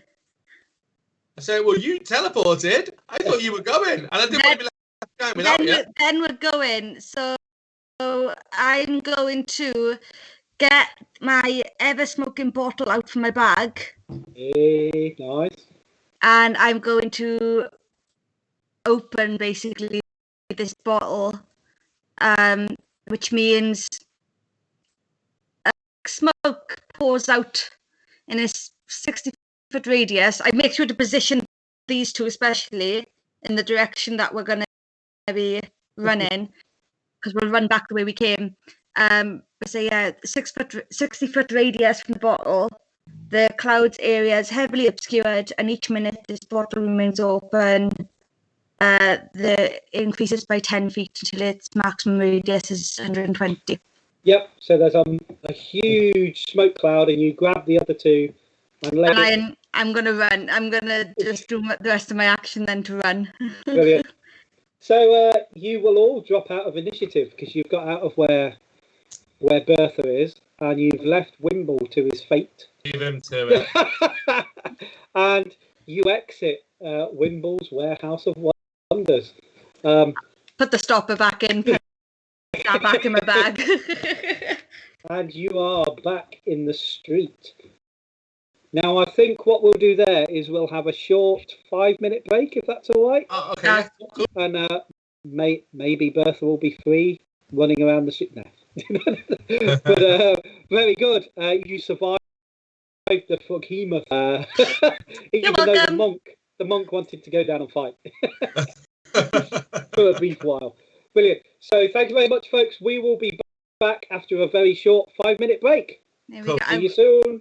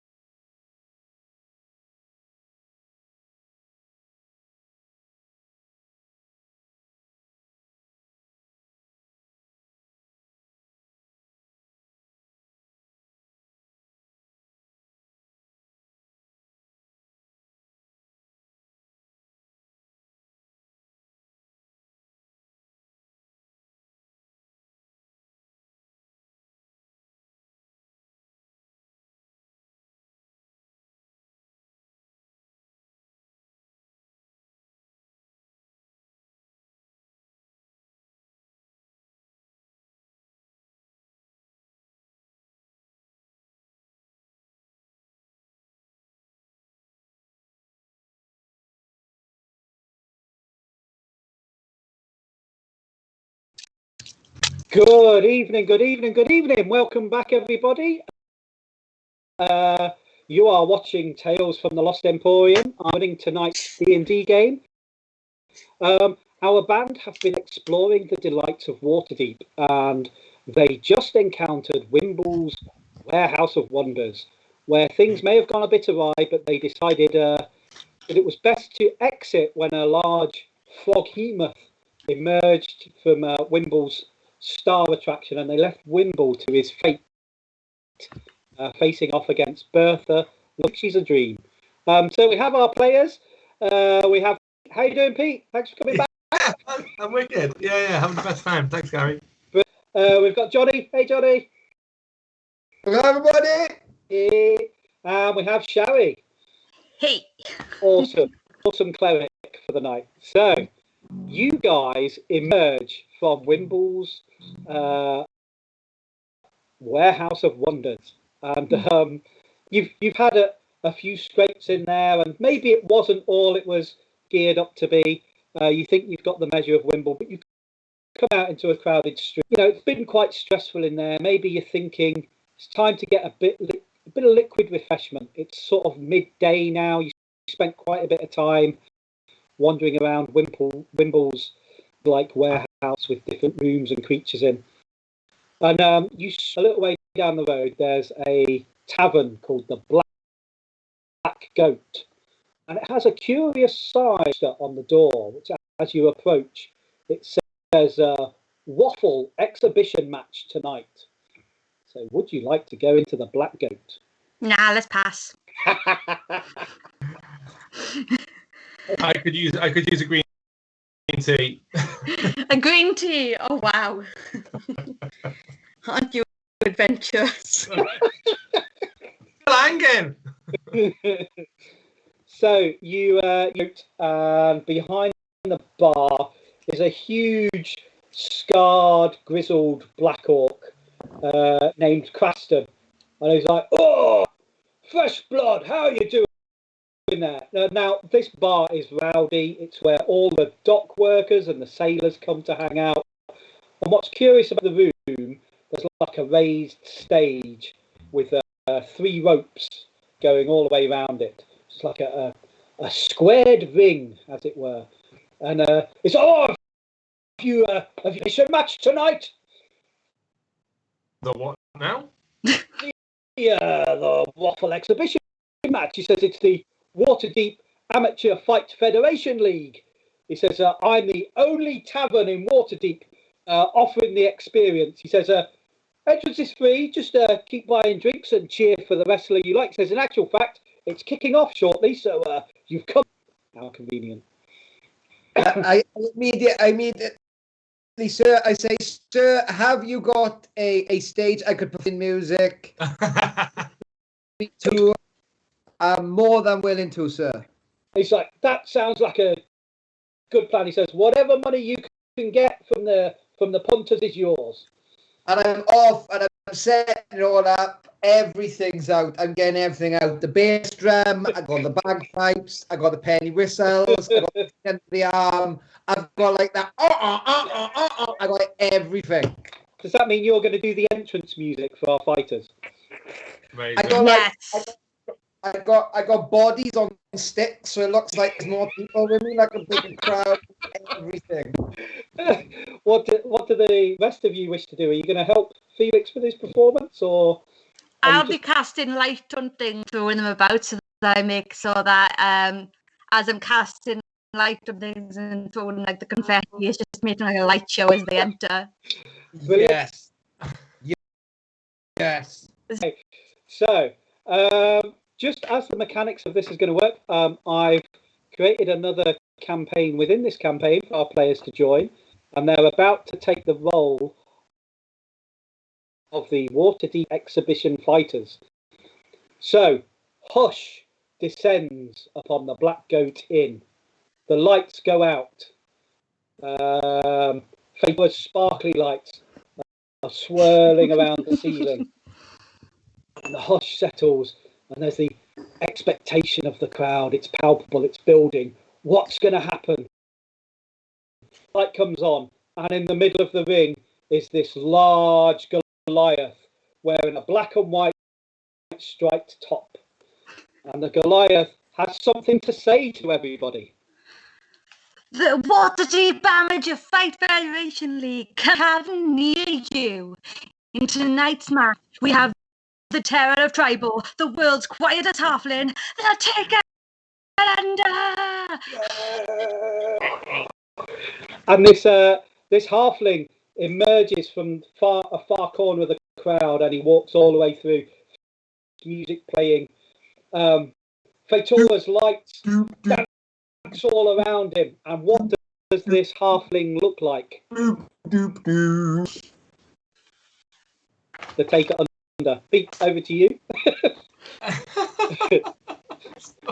Tell us. I'm very excited. Oh, yes, you do what he looks like. What does he look like? Well, he walks out. So he's a halfling. He's a halfling who walks out wearing a hat, intimidates his opponent. That's almost as tall as he is, standing on the ground, and he wears a coat that's taller than he is, that trails behind him as far as the hat goes above him. So he has this illusion with Faetora's lights flashing around the place. This long dark shadow is cast behind the Taker under. It accompanies him. It starts out with like a giant clock, like a giant bell tolling, but the clock strikes what can only be the deathly toll of midnight. Bong. And then Elix knows that this man has his roots in the dark side of life, and so he instinctively starts to play the funeral procession as the Taker under walks to slower than a growing shadow at sunset. He locks eyes with individuals in the audience that are standing up to boo, and as he locks eyes with them, he says nothing. He moves slowly, his head moves very slowly and locks eyes. And each member of the audience that he locks eyes with that's standing up and booing sits down in a petrified silence. He continues to walk to the ring, and as he gets to the ring, he has to hold his hat on as he ducks under the rope. And then he stands up in the middle of the ring, and you realise that he's holding something in his left hand. He holds something, he gets to one knee, and it's a golden urn. And he looks at this urn, and he seems to draw some sort of curious deathly power from it. He takes the urn, removes his hat, and stands silently, burying members of the audience with that deathly gaze. Brilliant. So he is in the ring. So we're back to the... And facing him, we have the gruesome goblin from Grey Peak, the savagely macho Randy. Yeah! And from the opposite corner of the tavern, in walks the savagely macho Randy. So, savagely macho Randy making his way to the ring. So this green thing comes flying to the cliff. It's just teeth. It's just teeth. It's like, and he runs all the way to the front. There's not even time for Felix, bless him, to change the song. He's up and he's bouncing on them ropes. He is bouncing on them ropes at the side of the ring. And he's ready for this. He doesn't. Yeah, to be honest with you, the only thing he has got that he's been doing all the way consistently through this few seconds, he needs to chew on a bone, which looks silly. Like, you know what I mean?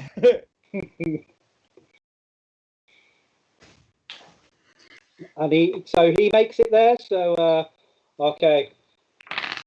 Back to our Goliath in the centre stage. Brilliant, Pete. Your special guest referee for tonight is none other than me, the Goliath of the Sunset Mountain. Tonight's match is scheduled for one fall of submission. Let's get ready to tumble! And the crowd go wild. And the fighters each take an opposite corner. And Stone Chili calls them to the middle of the ring. gives them then outlining the rules. The rules are, there are no rules. Fight to the death. Brilliant. So a bell sounds and the fight begins. So you can all roll me initiative to see who goes first. Yay! What is my initiative? Okay. Oh, goblins are good. 10. Okay. Brilliant. 8.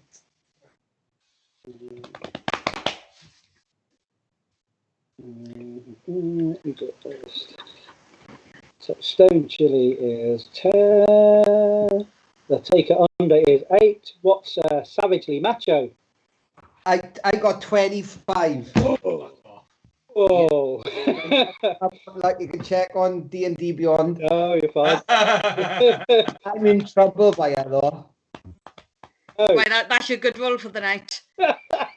Savagely macho. Highest character. This is going to be fun. This is. So I want to just run at him and literally just. There's no grace. There's nothing that's running at him, and I'm going to go.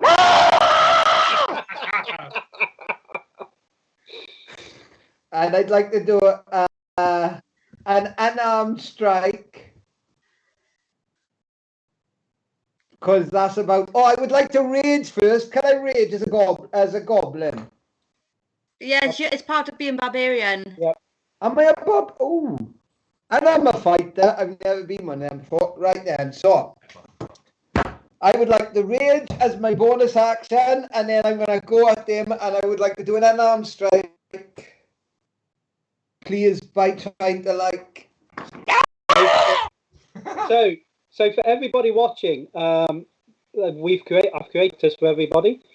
They're predominantly fighters. A couple of them have a couple of other tricks, but they've sacrificed the level of fighter, at least for those tricks.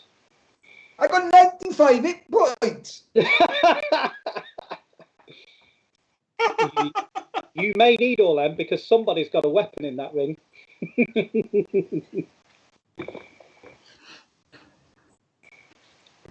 So what did you roll to hit the taker under them? Come screaming at him in a rage. Oh, hang on, roll the wrong one. Hang on. Yeah, wrong one. D&D Beyond's very clever. It's not good. 9. Can I? I'm not halfling anymore. 9. Ah, shit. You might want to check your racial traits though, because I think there's some good stuff in there. Okay, so I'm guessing that doesn't hit you, taker under, but I'm sure you have more than one attack. Do I? Oh yeah, yeah. I want to do it again then. And again. Yeah. You start wailing on him in a rage. You're tearing out your hair a bit, probably. Dirty 20. Oh, that's going to hit him. Is that it? Taker under, what's your AC? Yeah, that hits. Okay, and then I'm going to roll for this nice little attack on him, and I'm like, and that's going to be nice and quick, and that's going to be for 6. For 9, rather. Sorry, 9 bludgeoning. 9 damage to you then. And as I kind of come back from the hit, I realize, Yeah. If I've drawn any blood on like my hands, I lick it. Oh yeah, there's a bit of blood. So, while this crazed attack is going on, while the goblins seal in on the taker under, it's over to Stone Chili Simone, who's looking on with this mace at her side. So I'm judging this, but I've got to. You said I want to win as well. Oh yeah. This is the waffle. It's no holds barred fighting. This is for entertainment purposes. So as he's going backwards, after Ran has because he missed his first swing, as he takes the second swing and he's hit, he's gonna Oh, I think the marble backwards. So as he does that, I'm just going to come behind. I just want to come up and hit him over the head with my mace. Go for it. So 15, 26. I'm pretty sure that hit him. Yes, savagely macho. You hit with a 26. Okay, so do you want to give him the damage? I'll give him the damage. So that is 6 plus 7, so 13 damage, bludgeoning damage. So because he's raging, it's halved. Yeah.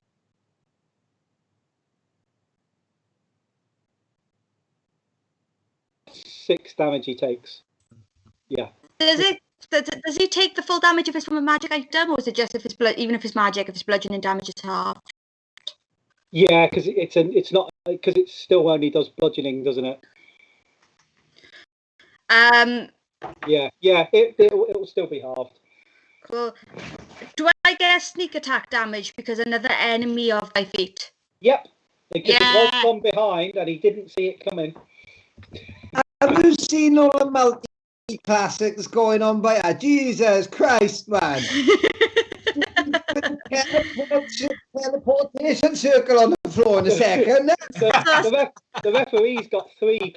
So that's another 4 damage halved to 2. So for my second attack, this is the backswing. I was at, because like I said, it's for entertainment purposes. He's had a good thing. If I can pick him up and grapple him for my second attack, ready for. Yeah, if you want to do a grapple maneuver, so it will be opposed strength rolls, but strength athletics. So you both get to roll. Athletics. Yeah, you both get to roll athletics. Come on, Randy. This is fun. Damn, I rolled badly. Even when I rolled badly, I rolled a 15. 15. Okay, Connie, what did you get on an athletics roll? 22. Check on the 22. 22. Oh. So. Slip. So Chili Simon comes to close Simone big arms around him, and he just ducks down and slips out because that macho is tricky. As my bonus action, I'm going to rage. I should have done that first because then I would have got advantage on strength checks, but I will. And then as my bonus action, I will rage. Brilliant. So we're now over to the taker under the puring.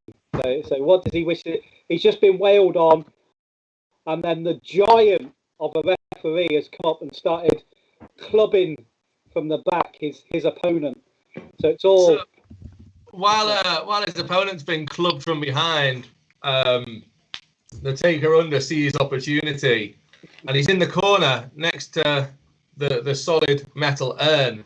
So he picks up the metal urn and jumps onto the top,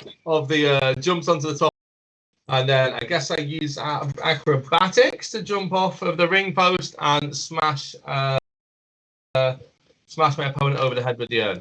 Okay. Yeah, it can be acrobatics or athletics because you're so you've trained for it. Athletics. Is 20. So you get the move off. So me a hit roll to see if you actually connect. So you're safely flying through the air towards his head. What for rolling? Just roll a normal attack for me. So rolling. Okay, so an unarmed strike basically, yeah. Yeah. Yeah. Click on the plus, whatever. Don't forget Ian as well. You want to read? Oh, yeah, I'm a halfling. No, he's a pure fighter. I'm a pure. Oh, is he pure fighter? Yeah.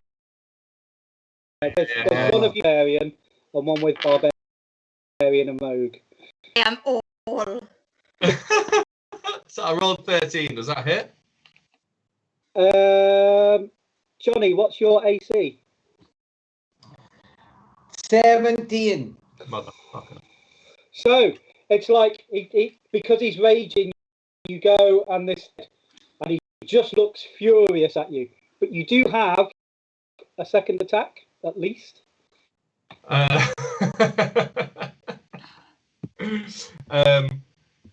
Second attack. I'm a pure fighter. I'm going to headbutt him. Yeah, go for it. We'll count it as an unarmed strike. 22. Oh, that'll hit him. Yeah. Give him the damage. Yeah. Damage is it's undefined 5. So I'm not rolling. It's just 5 damage. 5 damage. Oh, okay. Yeah, it says damage is just loads, so I've just clicked it on DD Beyond. I don't know. Okay. Wait, hold on. If I use that's an arm strike, let me use one underneath and I'm fighting, and that rolls. Yeah, loads, I think that which is so that's 11. Yeah. Okay. 11 damage.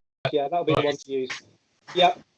So 11 damage to the savagely macho. Bludgeoning. Is that bludgeoning? Yeah. Yeah. So So half half. that, so you'll take 3 because you're raging. Ah, yeah, of course he is. Yeah, okay, cool. How is 11 halved 3? Because hang on. Oh no, it's 5. Yeah. I was Ref getting is confused. calling out the DM here. Ref on ref. I'd actually rounded it up to 12 and done it to 6 and then halved it again. I see. I was getting confused. Yeah, 5 damage. You played it for a minute, wasn't it? Savagely macho Randy, it's over to you. I mean, everyone in the ring seems to be picking on you. You are still raging because you're still taking damage, so this is all good. So the refs just hit me from behind, right? Mm-hmm. Punish you. You missed your attack.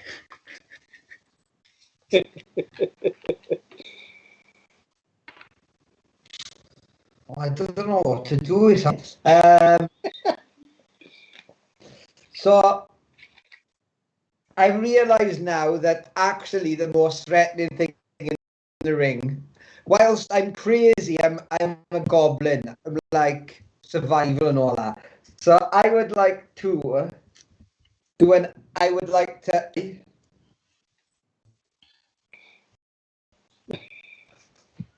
to jump on and like fight this big thing that's in front of me with The Goliath, excellent. All right. pointy.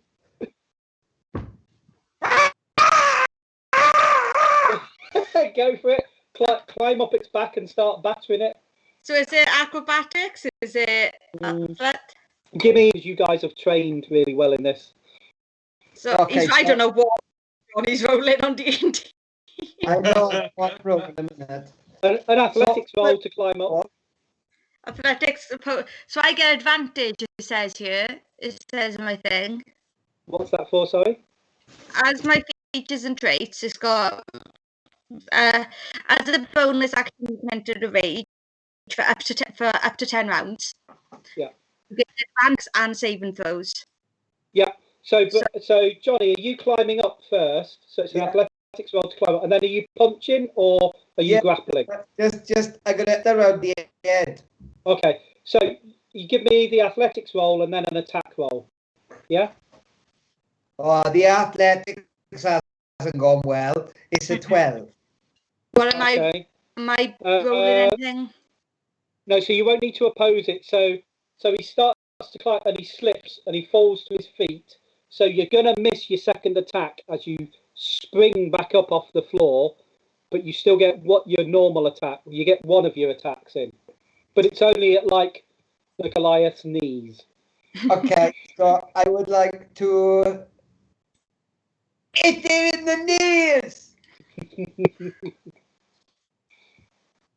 Go for it. I'm gonna roll one of them. There you go. That's gotta be good. 19. Yeah, hits. And can I use Fury of the Small? Is that okay? Yeah. Am I one considered medium? Am I? Yeah, you are considered medium. Right. What does Fury of the Small do? Once per rest, you can deal 10 extra damage to a creature with a large than you was. So you're small, aren't you? You're not medium. Oh, yeah, I'm tiny little thing. I'll be dead. 2 more rounds, I'll be dead. Like... Oh, goblin. Yeah, because they're like halflings. They get the run through your stuff. Alright. Yeah, go for it. Fury of the Small then. So is that strength or was that? So I'm just looking out. Yes, just deal 10 extra damage to the creature. So it'll be if I roll for the damage, which is 10. So it's 20 damage. I take 10 damage. Yeah, because you're raging as well. I am. I can't do that again now until I have a short rest, but I'll be dead before that anyway, so it's fine. And that's Savagely Macho's go. So Stone Chili Simone. Cool. I will then.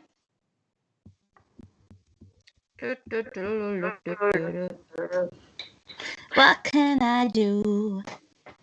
Loads of stuff.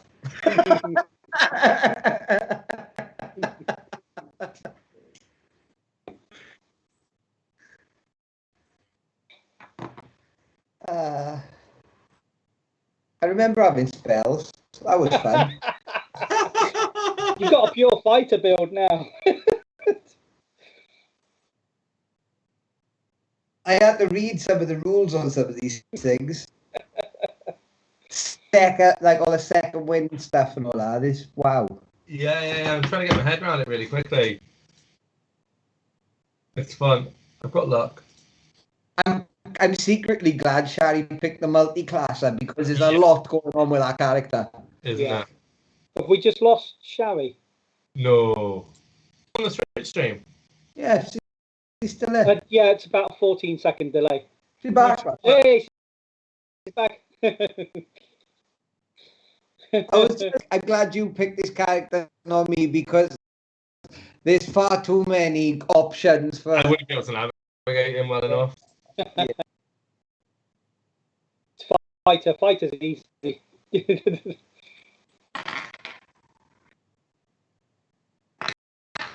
Is she muted? Are you muted, Shari love? I don't know. Hello? Is it me? Am I muted? No. Yeah. Oh no. Come back.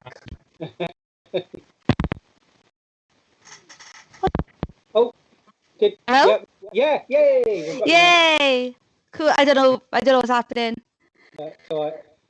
Right. Where are they in relation to me? So, Macho is wailing on your knee, probably your left knee. On your knee. And the taker under is like swinging around this big urn over his 5 feet in front of you. So they're both within attack range. I want the urn. You want another weapon? Yes, I want the urn. You got a grapple for it, bitch. All right, let's grapple. It would be an opposed strength athletics roll to try and opposed strength athletics. Okay, so Yeah, so just use your athletics skill.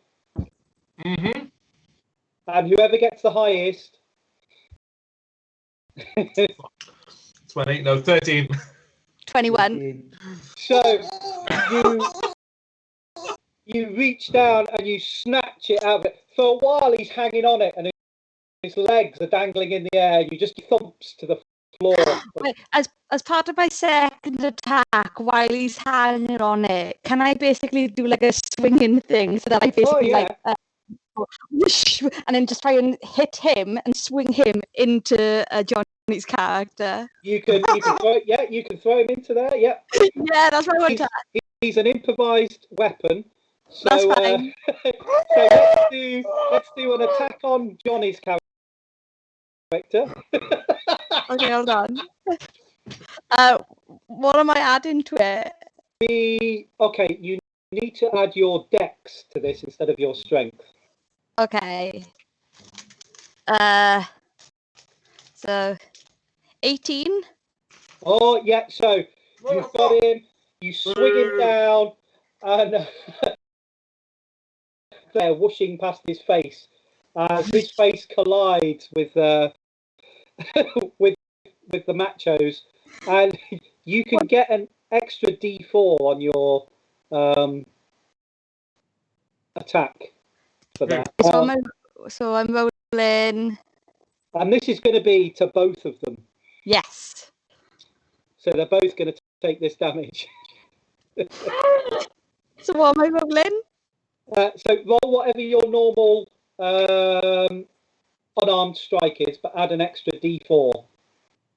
I deal the unarmed strikes can deal bludgeoning damage equal to 1d6 plus 4 and a hit. Okay, so 1d6 and a d4. Yeah. So that's 5, 6, 7, 8, 9, 10, 11 damage each. So you both take 11 damage. Johnny, you only take half that. So you take, remember this, 5, because you're raging. But the taker under, you crunch into the savagely macho man, and you stunned. You like fall back onto the floor. Damage on that as well. No, because they were both well aware of what was going on. All right, no problem. You were trying to take him out in one strike. And it is second attack, wasn't it? Because it was the grapple to get the and then the swing. Okay, did you want to do anything else as your bonus? Yeah, because they'll both be on the ground now, and they together. Johnny had popped up. He's still on his feet. The one that's on the ground is the taker under.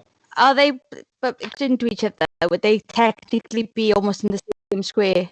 Because I'm thinking of doing an action surge. And Bloody hell! I want to try and basically do the thing where like they climb up on the rope and then land down on the elbow on both of them. Well, the good thing is you've got 2 elbows, so you can climb up on the rope and you can come down with both elbows and land between them. What do I need to roll? So it's athletics to climb the rope and jump. Okay, so 17. So I'll take the 17 plus 12. That's 29. Oh yeah, you climb the rope easily, and you launch through the air. And now give me 2 attack rolls. So declare which one's for which guy, because one of your elbows may miss. Okay, what am I adding to? Am I doing my unarmed strike? Yeah. Unarmed fighting. Okay. Unarmed strikes. Okay, so I add 8 to it. So the first one will be Johnny, which is 23. Oh yeah. Oh my God. And the second one will be P, which is 22. So they both get hit with an elbow. You can just give me 1 damage roll again with an extra due to the effect of jumping off the ropes. Okay. And they both take 11. Was that 11? Yeah, 11. Okay, Pete, you take the full 11. Johnny, you take 5 again. I love it. And that's my turn. Pete, it's over to the taker under. The taker under is lying on the mat. He's prone, and the crowd is so at the referee right now that he can hear this. Love me. From the audience. And then somewhere in the back of the room, somebody starts, take her under, take her under, take her under. And it gets louder and louder. And then the taker under, he sits up like this. And he looks at the ref and he shits himself out. he looks at the referee and gets the urn off the floor. Hold on, who's got the urn? Has the referee got the urn now? It's mine. Yeah. I'll tell you what, actually, the take it under could give me a performance roll first. Yes, chef. 15. I like that. 15. You can have above your attacks until someone else outperforms you and wins over the crowd. And that's wrestling. Now then. Was you not entertained?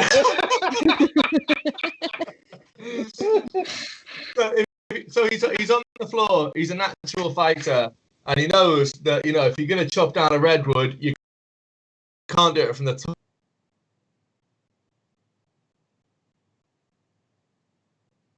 Try and make the referee fall flat on his face. Excellent. Give me a normal unarmed attack. You can use both your attacks to do that. Is 19. Yeah, that hits. Oh wait, am I opposing it? No, so it's just a normal attack. You can't oppose my drop toe hold. Damage. Oh, for fuck's sake. Bludgeoning damage of 5. So half. So 2. Wait, do I get advantage on that roll? No. No, just on the attack. But you do have a second attack. Huh? You do have a second attack. So ref's flat on her face, yeah? Yeah. Ref's flat on her face. Johnny's character still exists. What? Johnny's character still exists. But the crowd have rallied him. We're incensed by the injustice of the referee's involvement in this match, where she has no business except to be a lethal enforcer. In which case, I said that there were no rules. And I am a pure fighter from the school where rules matter. So Felix Smallbottom is on the stage at this point, right? He's not this halfling, right? Like Goliath, right? I'm assuming this can happen. Yeah. You can give him not halfway through Pete's turn. I'm not going to do anything. I'm just going to say he looks across and he notices this halfling. Meanwhile, is sat on the bar to get a good view, and he's just taking notes of this fighting style. If that's the case, Faetora is the mass healing word and just heals the guy. No, I'm joking. I'm joking.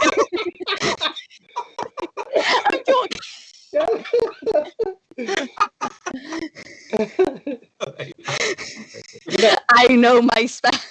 You know none of the damage is real, right? But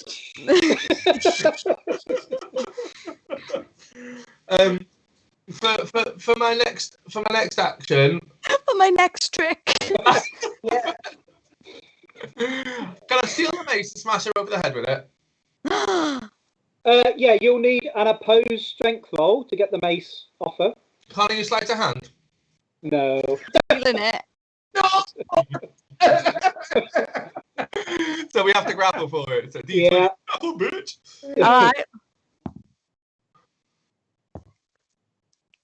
I got a 13, but do I still get advantage? Yes, you do get advantage. Oh, you motherfucker. 6.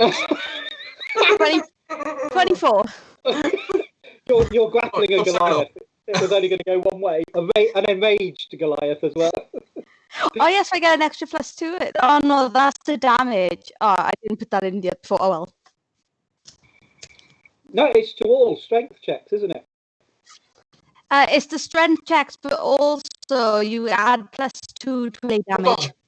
Were we just rolling d20s then, or was there something? It was just d20s. Just d20s, yeah. Yeah, okay. Well, no, you add your athletics score though.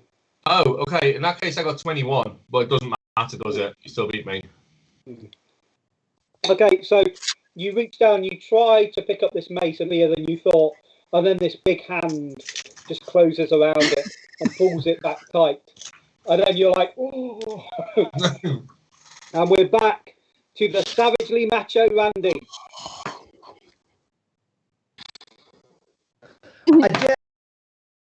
All right. I'll be honest with you. At this point, it's all out chaos in it. Yeah. All out chaos. So, what's around the perimeter at the edge of the ring? Oh, there's ropes. You can bounce off them by all means. Oh, so wicked. Okay. So, yeah. How much movement? Would I have enough movement to get to the corner of the ring, and maybe bounce against the ropes, and like, you know what I mean? Would I have enough? Yeah. You've got. Do me and Pete get attack of opportunities against it? Well, you should say. While I'm on the floor, I look to the ref and I say, listen, let's team up and get rid of him. Then you think it's a fair fight. I got no. You can't have an attack of opportunity because I didn't let them get one when you jumped on the ropes. Okay, That's fair. I got nimble escape. Yeah. So you can go and launch yourself into the ropes to give yourself extra momentum as you launch your next 2 attacks. So give me an athletics roll to bounce into the ropes. I got good athletics. Yes. That's good, yeah. 17. Oh, they're flying into them. You get a load of momentum. They concentrate and they ping you back towards whichever one that you want to attack. Which I will, to be honest with you, I'm not picky. I'm just teething it. I am like, there's an unarmed strike, but I'm biting. I'm biting. It's my rules. I understand. I read it. I do understand comments. So I understand she said no rules. So I just biting things. I'm like Last Supper. So who would you like to hit then? And you've got 2 attacks to make. Just ping ball and like hit one on the one bounce and one on the other. Yeah, I'm gonna do that. I'm gonna try and cannonball like. Yeah, you can do that. So who are you gonna hit first? Give me a normal unarmed attack roll.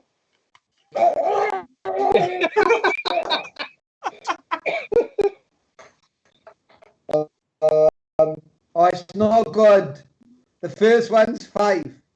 Okay, the first one misses. Oh, no, hang on. That's because I keep pressing the wrong bloody one. Oh, right, okay. Who are you hitting?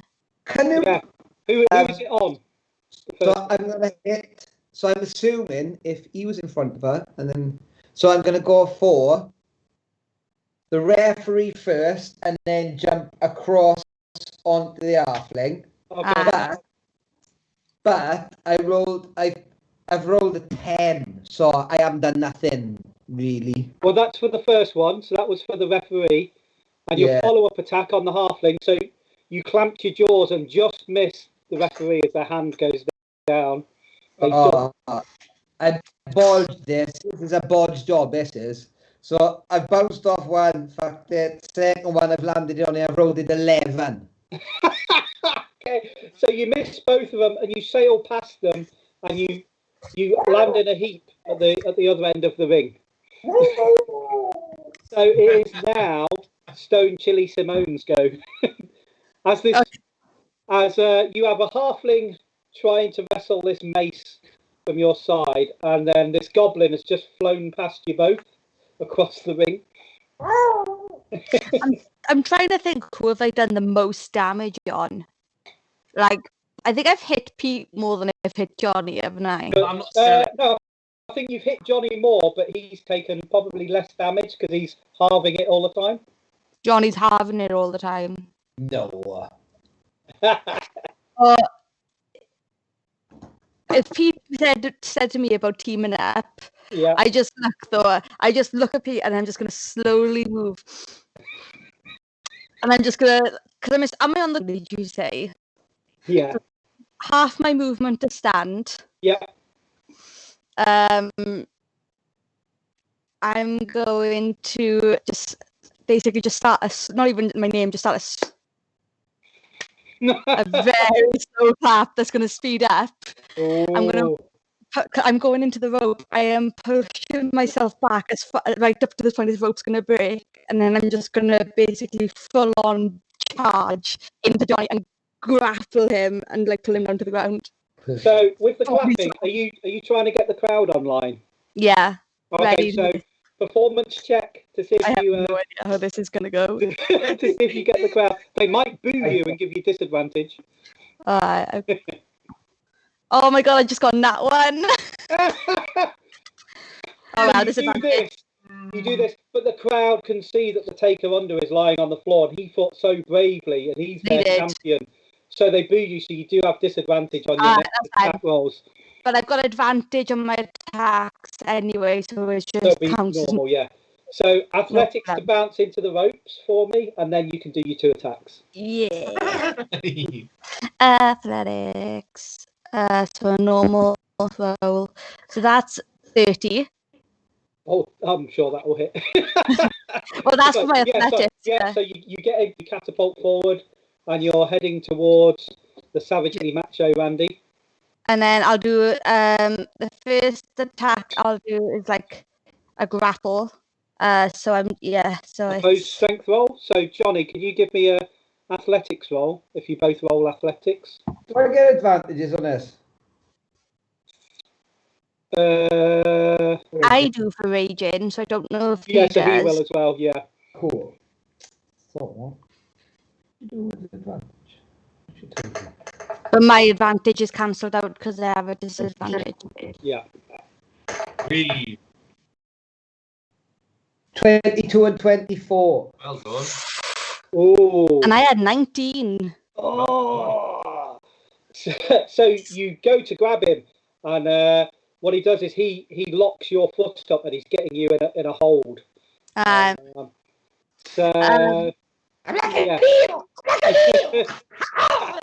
So what do you want to do with your second attack? I will. What am I going to do? Because he's quite small. Alright, because he's grabbed me in the hold, I'm just going to let my weight do. Basically, I'm going to grab hold of him still, fall backwards, and then as I'm going through his hold, I'm going to kick him towards Pete. I love it. I love it. Give me a normal attack roll then. So that is 17. 17. Okay, so that will do some damage. But Johnny, you can do an athletics roll to hang on to the limb because you beat the grapple roll. You'll still take damage from the attack, but it will put you in a good position for your next attack. Also, you're muted just in case you didn't know, Johnny.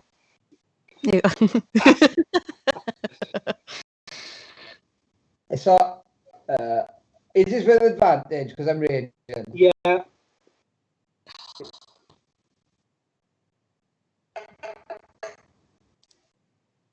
We'll take second one.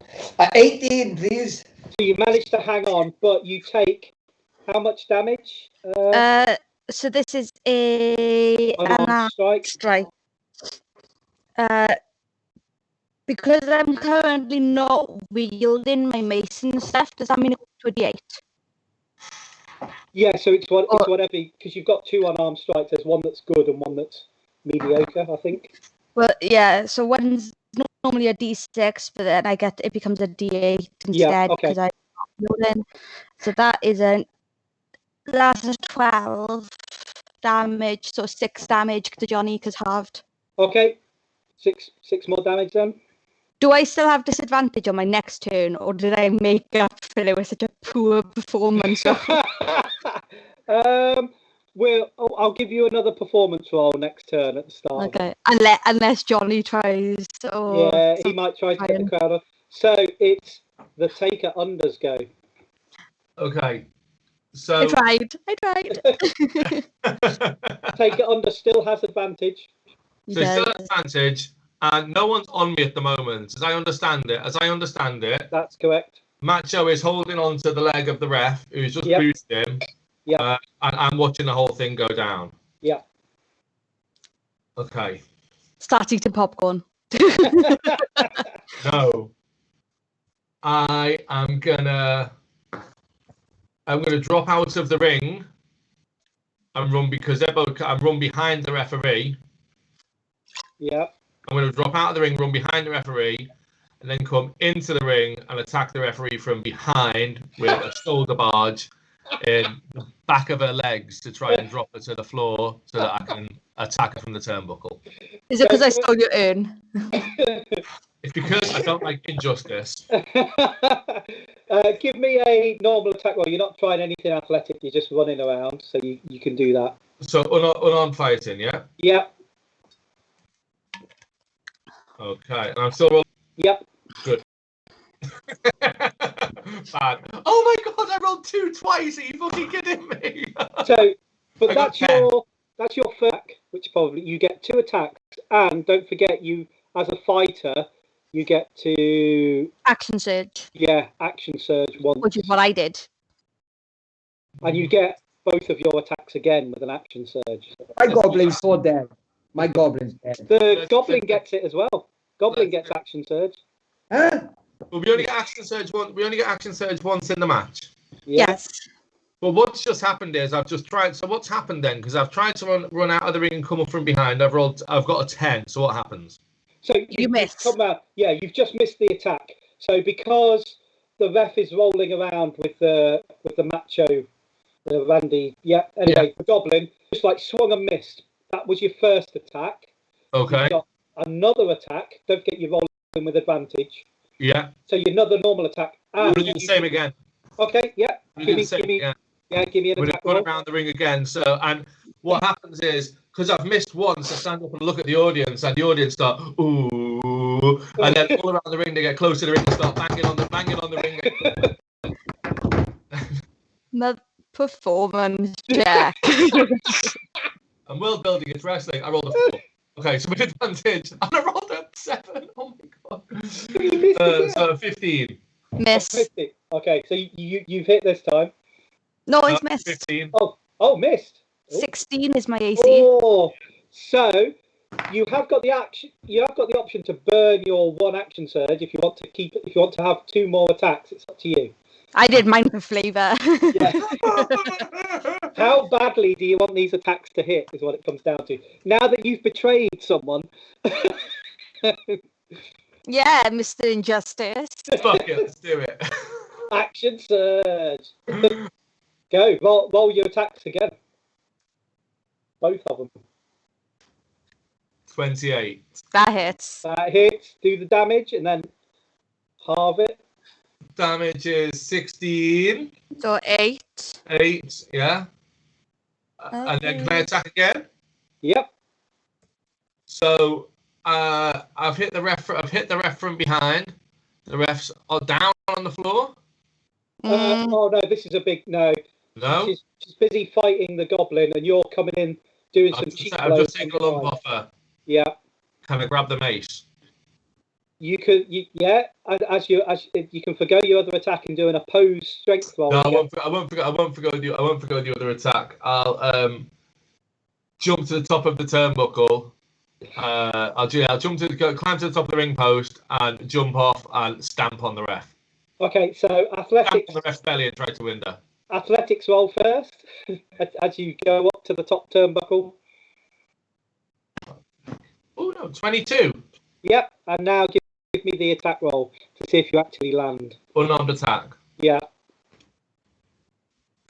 Is it still rolling with advantage? Yeah. The crowd's still on your side at the moment. 7. Okay. So give us the unarmed damage. 5. So 2. It all counts. However, Hold on. Oh. No, it's fine. Carry on. I was just saying I've got luck, but no, it doesn't work with the damage. Anyway, carry on. so it's now savagely macho Randy who is still wrapped around the ref's leg. What you gonna do, Super Goblin? Eat. keep sinking your teeth in with both your attacks. Well, I know I'm dead, right? Because No one's attacking you.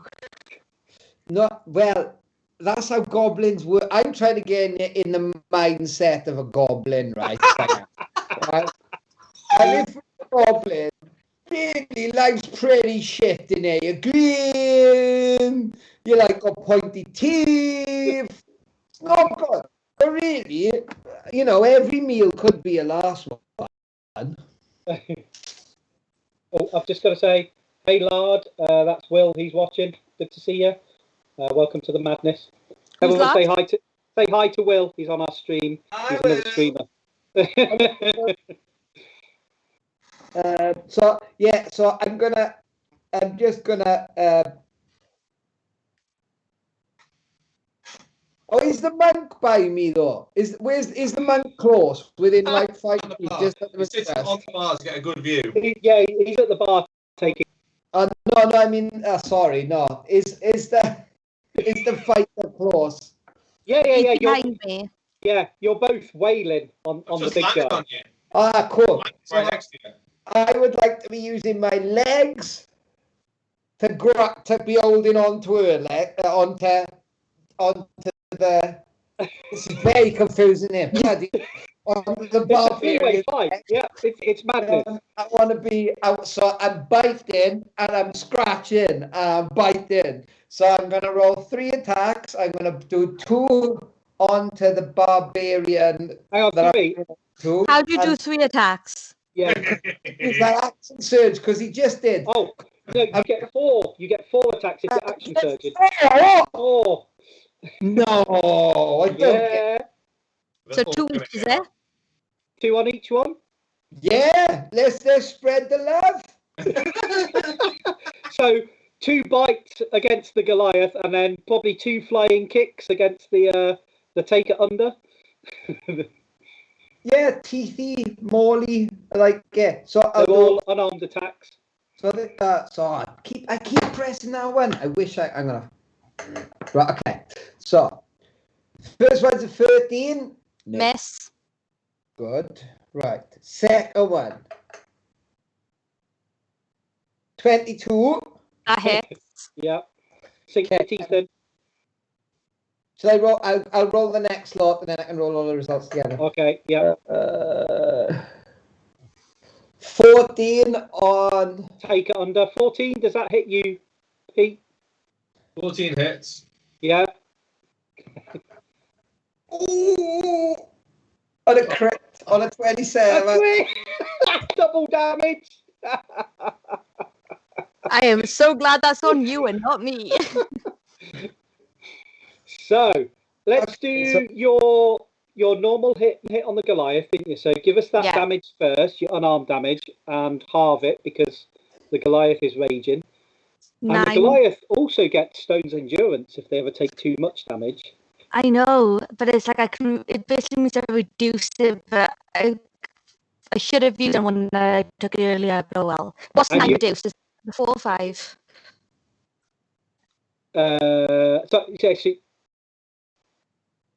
Which one did you want to reduce? Because so you roll the D12. It's been gone now, so as far as I'm concerned, I missed it. Okay. 9 reduced. Is it going to be round down to 4? Round down. 5? Yeah, 4. 4. Sorry. Okay. 4 damage to me. Okay. And so then... now give us 3 damage rolls for the take it under. So I'm going to do a straight one first. So this one is going to be 4 bludgeoning in. Yeah. He takes the full amount. And then, motherfucker, right. I quite enjoy this. Oh, fuck me. Okay. 19, 20, 21, 22 points. Oh. How's your health looking, Pete? Looks a bit like my age. Now, in the interests of this fight completed tonight, I'm not going to let you use your second wind, any of you, because as a fighter, you get a chance to roll your hit dice to give yourself health back. So because it's an exhibition match, the damage you're taking isn't actually proper damage because it's all scripted. I know it doesn't look it at the moment, but this fight has been somewhat scripted. No, that makes sense. Yeah. Okay. So that's the savagely macho Randy, the fearsome goblin wrestler, and we're now on to Stone Chili Simone, the Goliath neutral referee for this match. Oh. Right. Uh-oh. She pissed. I'm gonna grab my mace. Fuck. And I'm going to Finish him. I'm going to double hit Randy. Oh. But I want to do it so that I want to basically hit him once. Try and do it so that I hit him once, like from the ground. Yeah. Not up in the air. And then I want to hit him again when he's in the air, like I'm batting him. I like it. Yeah, definitely. Love Go it. for it. So, So it's the setup shot first. yeah. Nat 20! Oh, yeah, that so works. Exactly And what then you want to happen. And my it's double damage. second And the second one is for the it's high. 28. Oh, yeah. So you set him up and it really connects. And he's hung, suspended in the air. You have time to sit on your hand and grasp the mace with both hands. And then Okay. club him across the ring. So I'll do the normal damage first, Yeah. which is 2 plus 11. Okay. So that's 5 damage because he's still halving it, thankfully. Yes. So 5 damage, Johnny. And then the next one, the big one. So that is 4 plus 4, so that's 8. And then plus 7 is 9, 10, 11, 12, 13, 15. So that's 17 overall. 17. Oh, okay. So 8. Yeah, another 8 damage then. As the goblin goes screaming over the ring and slumps into the far corner and slides down that corner post. And it is now the taker unders go. So while the goblin's in the corner of the ring, Yeah. I look at the ref and I hold out my hand to shake hands. I look at the audience and I say, "Truce! I just want to fight him now." I look at the audience for approval. Okay, so I think you can give me an opposed performance roll against the ref now, because you could hand the crowd to the ref because you did attack the ref from behind. 21. Okay, what did the ref get? Yeah, 21. I got Stone Chili. I got 9. Oh, the crowd is still on your side, so there's going to be no cheap shot from the ref. In which case, my first attack, I've run as fast as I can to the goblin in the corner, and I do a double foot drop kick on him because he's short enough that I can drop kick him in the face while he's in the corner. Definitely roll to hit then twice. Is 19 to hit? Oh, Pretty sure. hits. Yeah. I'm chewing a bone. I'm literally in the corner chewing a fucking And I bone. want to break your bone. No one knows where he got the bone from, but he's definitely got a bone. So that hits go for the second one. Sorry, hold on. First damage, second one is 20, Yeah, that'll hit. and the second damage is 8. So 9 plus 8 damage is maths. 16. So 8 damage in total. Because he's raging. So he shrugged it off.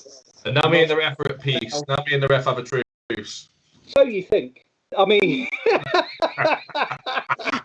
I'm really curious to know what everyone's health is on.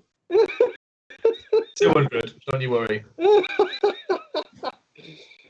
so savagely macho Randy, you're getting picked on. You're being wailed on in a corner now. You've just taken two halfling shaped fists as you were gnawing on a bone to try and get some health back.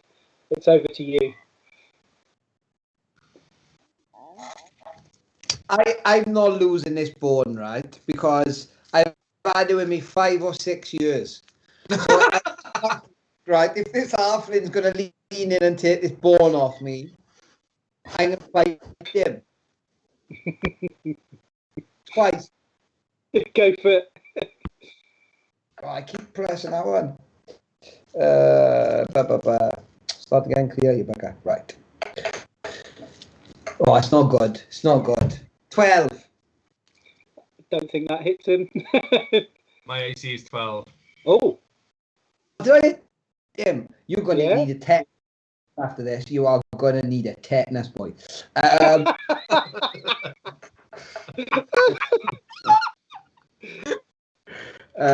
Right then. Oh, that's a good one. That's a good one, dear.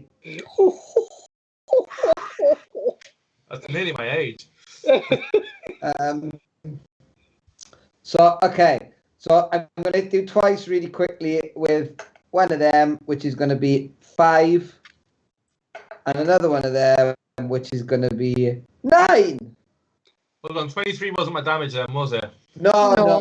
So 5 plus 9 is damage is 14, yeah? Yeah. Thanks, love. Sorry, Dad. Love it. I fucking love wrestling. So. Is that yours, actually, Macho? Done. And I'm staying in the corner, just in a little ball.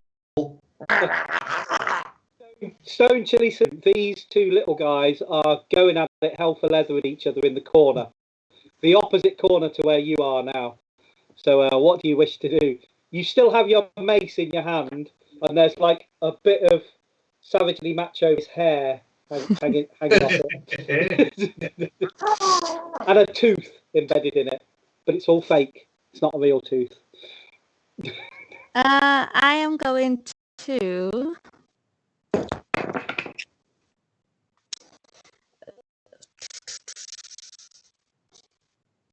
Let me have a look. There we go, waiting for my character sheet to catch up with me. Just for the lols, because now that Johnny says he's not losing it, I'm going. I'm just going to walk up, march like a giant, and then hand in and yank that bone out of Johnny's back.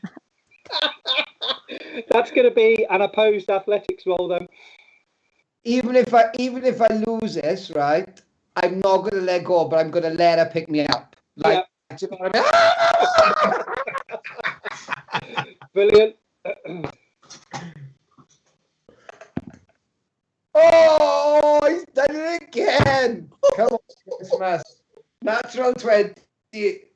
Whoa. Okay. Even though he's got a natural 20, yeah, I rolled a 31. Okay, I think in this situation, because not all natural 20s should be rewarded because they're very good. He gets an attack of opportunity against Stone Chili Simone. So Savagely Macho Randy, just give us a quick one attack. I'm gonna just do the 4 damage one.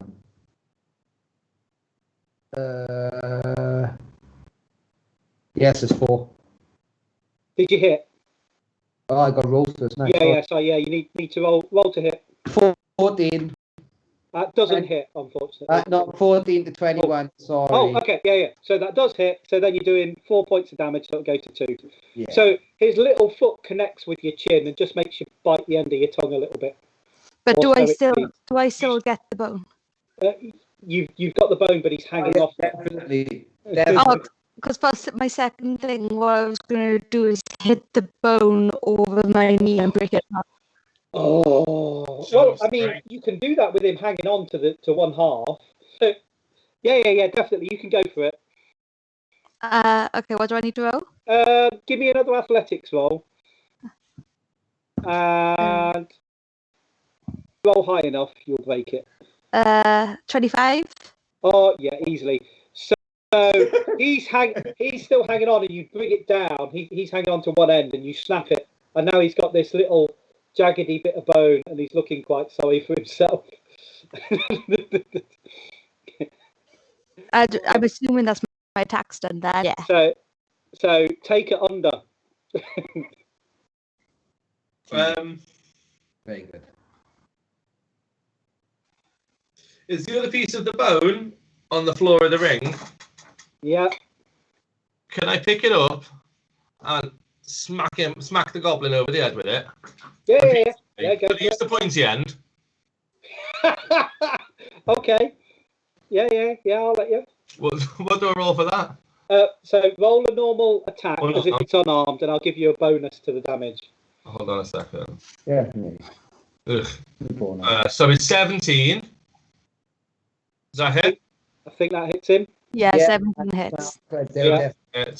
So give me your unarmed plus another D4.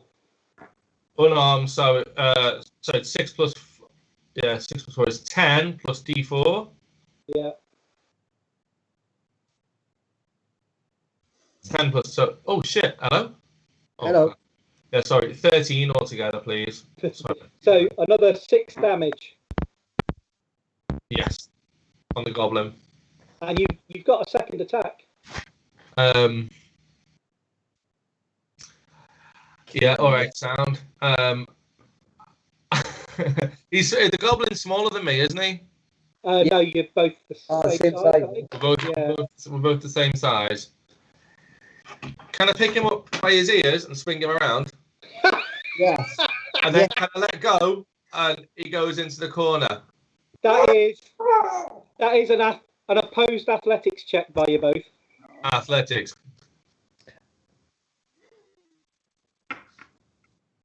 I critted, so I got 28. What did you get, Johnny?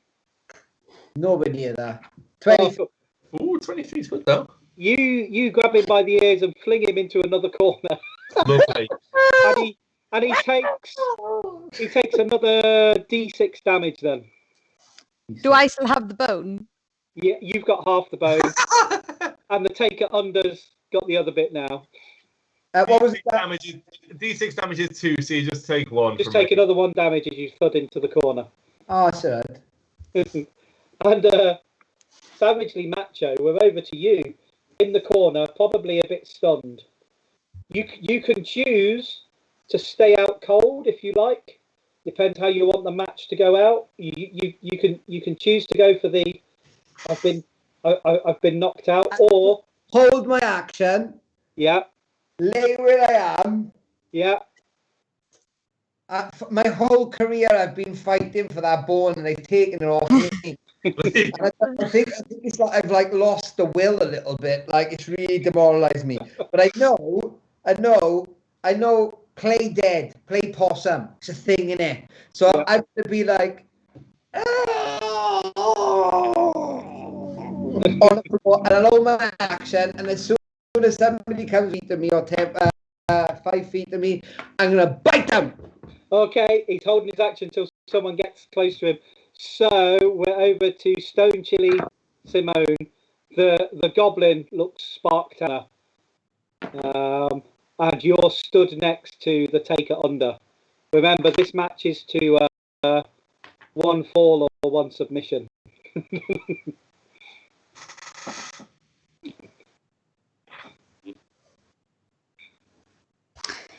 Will I be able to look to see if I know if the goblin's faking?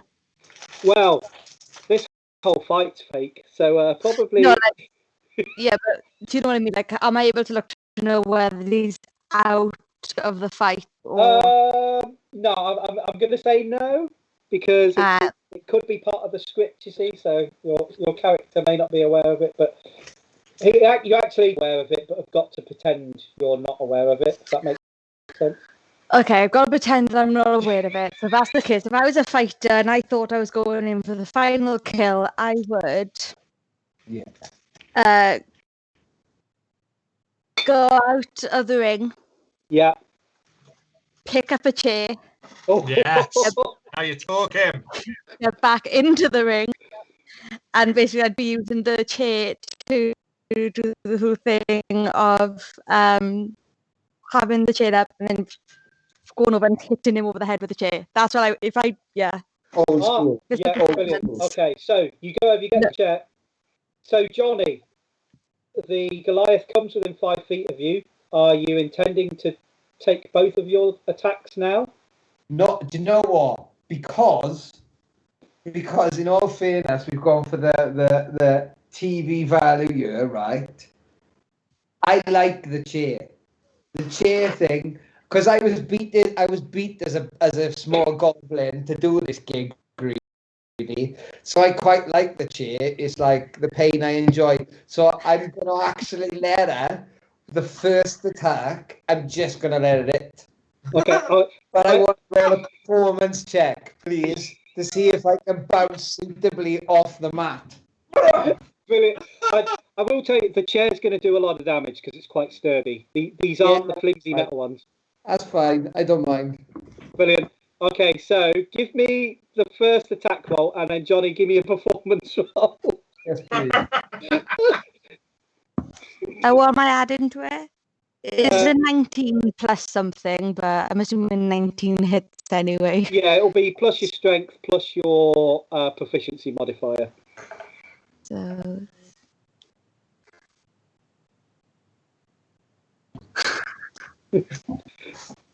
It's high 20s, isn't it?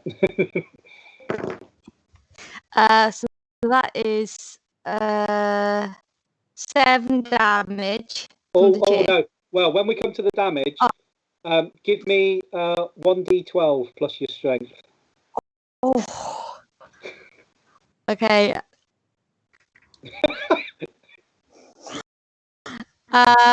So 12 plus my strength is 4, so 16. 16 damage comes in, which will go down to 8 because It of will his rage go to 8. still. So, Johnny, what was your performance roll? 3. Oh, yeah, you ace it. So you do. It goes exactly as you thought. So you still take the damage from the chair, but then are you popping up before the second attack? Yeah, go on. I'll in retort. So you get to bite twice. You get to do against the Goliath before they get their second attack. Okay. Am I at disadvantage because I'm on the floor or anything like that? Not in wrestling, sure. No, because it's all planned. 6 plus 16. Hit. Ooh. And 11 plus 18. Hit. Cool. Nice. I don't think the Goliath's barely scratched. Oh, 7. So down to 3. Sorry. Yeah. Goliath's like, yeah. 9 down to 4. Yeah. Cool. And now the Goliath, Stone, you get to swing again with this chair. I'm not looking very well, I'll be honest with you. It's not a good day at the office. Yeah, I'll swing again with the chair, because why not? I mean, a crit would be really good here. I know, but I haven't got a crit. But it's a 15 plus 4 plus 3. Yeah. Oh, yeah, that'll hit. Yeah. And then Yeah. D12 again, plus your strength bonus. so that's 8 overall. Half 4. Okay. And it's the taker under. It is. So The goblin is being flattened by a chair that's refusing to break. Yeah. It's a really sturdy chair. Maybe the wrong one's been picked up. And the crowd is still not on my side. I can see the match sort of descending into madness now that we're introducing weapons. I duck out of the ring, and where I duck out of the ring, and I'm gonna look underneath the ring and see if there's a table or some barbed wire or like some explosive devices. conveniently, there's a club under there. Is there? Why there's a club under there? I don't know, but it'll do D8 damage plus your strength. Amazing. So I'll grab the club and then I'll give the goblin a good old welly in the belly. So what am I rolling? So roll your D20 plus your strength bonus plus your proficiency bonus. Plus my strength bonus. Just roll everything. D20 plus strength. Plus proficiency. Yeah. Probably plus about 8 or something. So it's 23 plus 8. Is that right? So 31. Well, what was the roll of the D20? D20 is 15. Okay, so then it'll probably be plus about 8, I think. Plus 8, and then... No, so that's it. So you've hit. That's it. That's 23. Yeah, so you've hit. And now give me 1d8 plus your strength bonus. 1d8 plus strength bonus. Right. Strength bonus is 8. D8 is 3 plus 8 is 11. Okay, so that's 5 damage. Uh-huh. And you get to swing again. Oh, yeah. We're swinging again. The goblin is really being wailed on in the corner. He's stuck in the corner. Critted. Critted. Oh, yeah. Brilliant. Double that damage then. So D8 plus your strength bonus twice. D8 plus strength twice is 9 plus 8. 9 plus 12 is 21. So, yeah, that'll be another 10 damage. How are you looking, Goblin? You I'm still on in it? saves. You're on death saves. Have you got unconscious? So,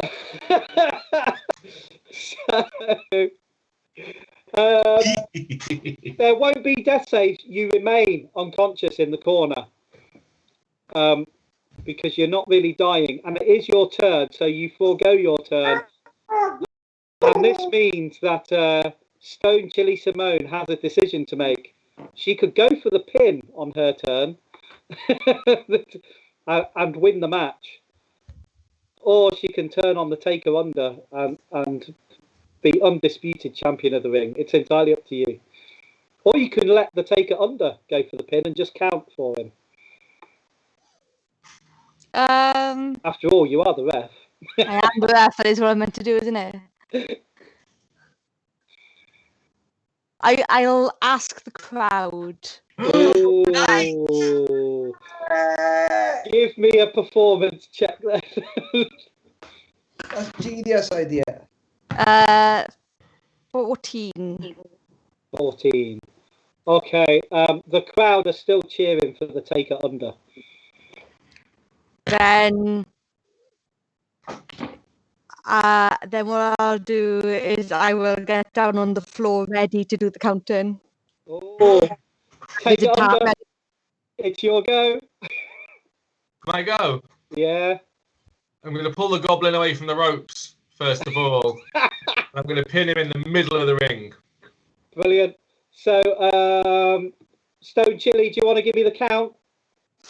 1, 2, 3. And you get to announce the winner.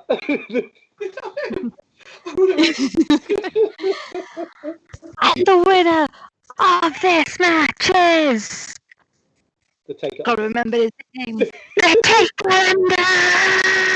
And the crowd go wild. He was the crowd's favourite all along throughout most of the match. Everyone's going loopy. The goblin eventually comes round and he gets up and he gives like a squeal and scurries off out of the ring. You two prance around the ring for quite a while afterwards, taking in the adoration of the crowd. And our waffle match over. Well done, guys. Thank you very much. Hey, he's got a belt.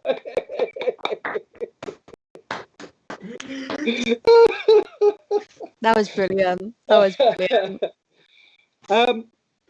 That's it for this evening. Your character enjoyed an amazing exhibition match for waffle fighting. They've been introduced to some hardcore wrestling. Thanks for playing along, guys. You really threw yourselves into that one. So that was really good. That was awesome fun, man. That was amazing. Great job, Gary. That was great fun, man. Really good job. That was fun. It was just a silly bit of fun. Thanks for everybody that's been watching. Thank you to all my players that have been playing. Thanks, Johnny. Thanks, Pete. Thanks, Shari, for joining us. Yes, it's your first thanks, time. Shari. That's awesome. It was great Hope fun you playing can with come back. Hope you're back with us next week. Yeah. Leave this Please slot come free. back. Yeah. Please come back. Please come back. Thank you to our technical squirrel Ross behind the scenes for sorting everything out for us. It's amazing. As always, thank you to our sponsors. So we have Lost Boys Pizza. You can get pizza delivered anywhere in the UK. We're back on April the 12th with a new outdoor terrace. Amazing. And they do awesome taking over the streets cocktails. of Camden. Fuck them all. I'm sure I've been promised the start of the absinthe journey at some point. We can do it. Sponsored by Lost Boys. I've still got the biggest collection of absinthe. I have hardly drunk any of it during the last year of lockdown. I haven't got to play 12 bottles of absinthe at all. Everything's fine. We're back on April 12th. Everything will be fine. Thanks to Johnny with Monkeys Emporium. Yes, check them out on Facebook. They've got some amazing auctions going off. He has the best retro toys going. There's some amazing stuff in there. Thanks to Shade Glass Games, which is my friendly local gaming store. If you're ever in the East Midlands, come and check them out. And again, thanks for Shari. You've been amazing. You've thrown yourself into it. It was perfect. So thanks, everybody. Hope to see you again soon. Bye.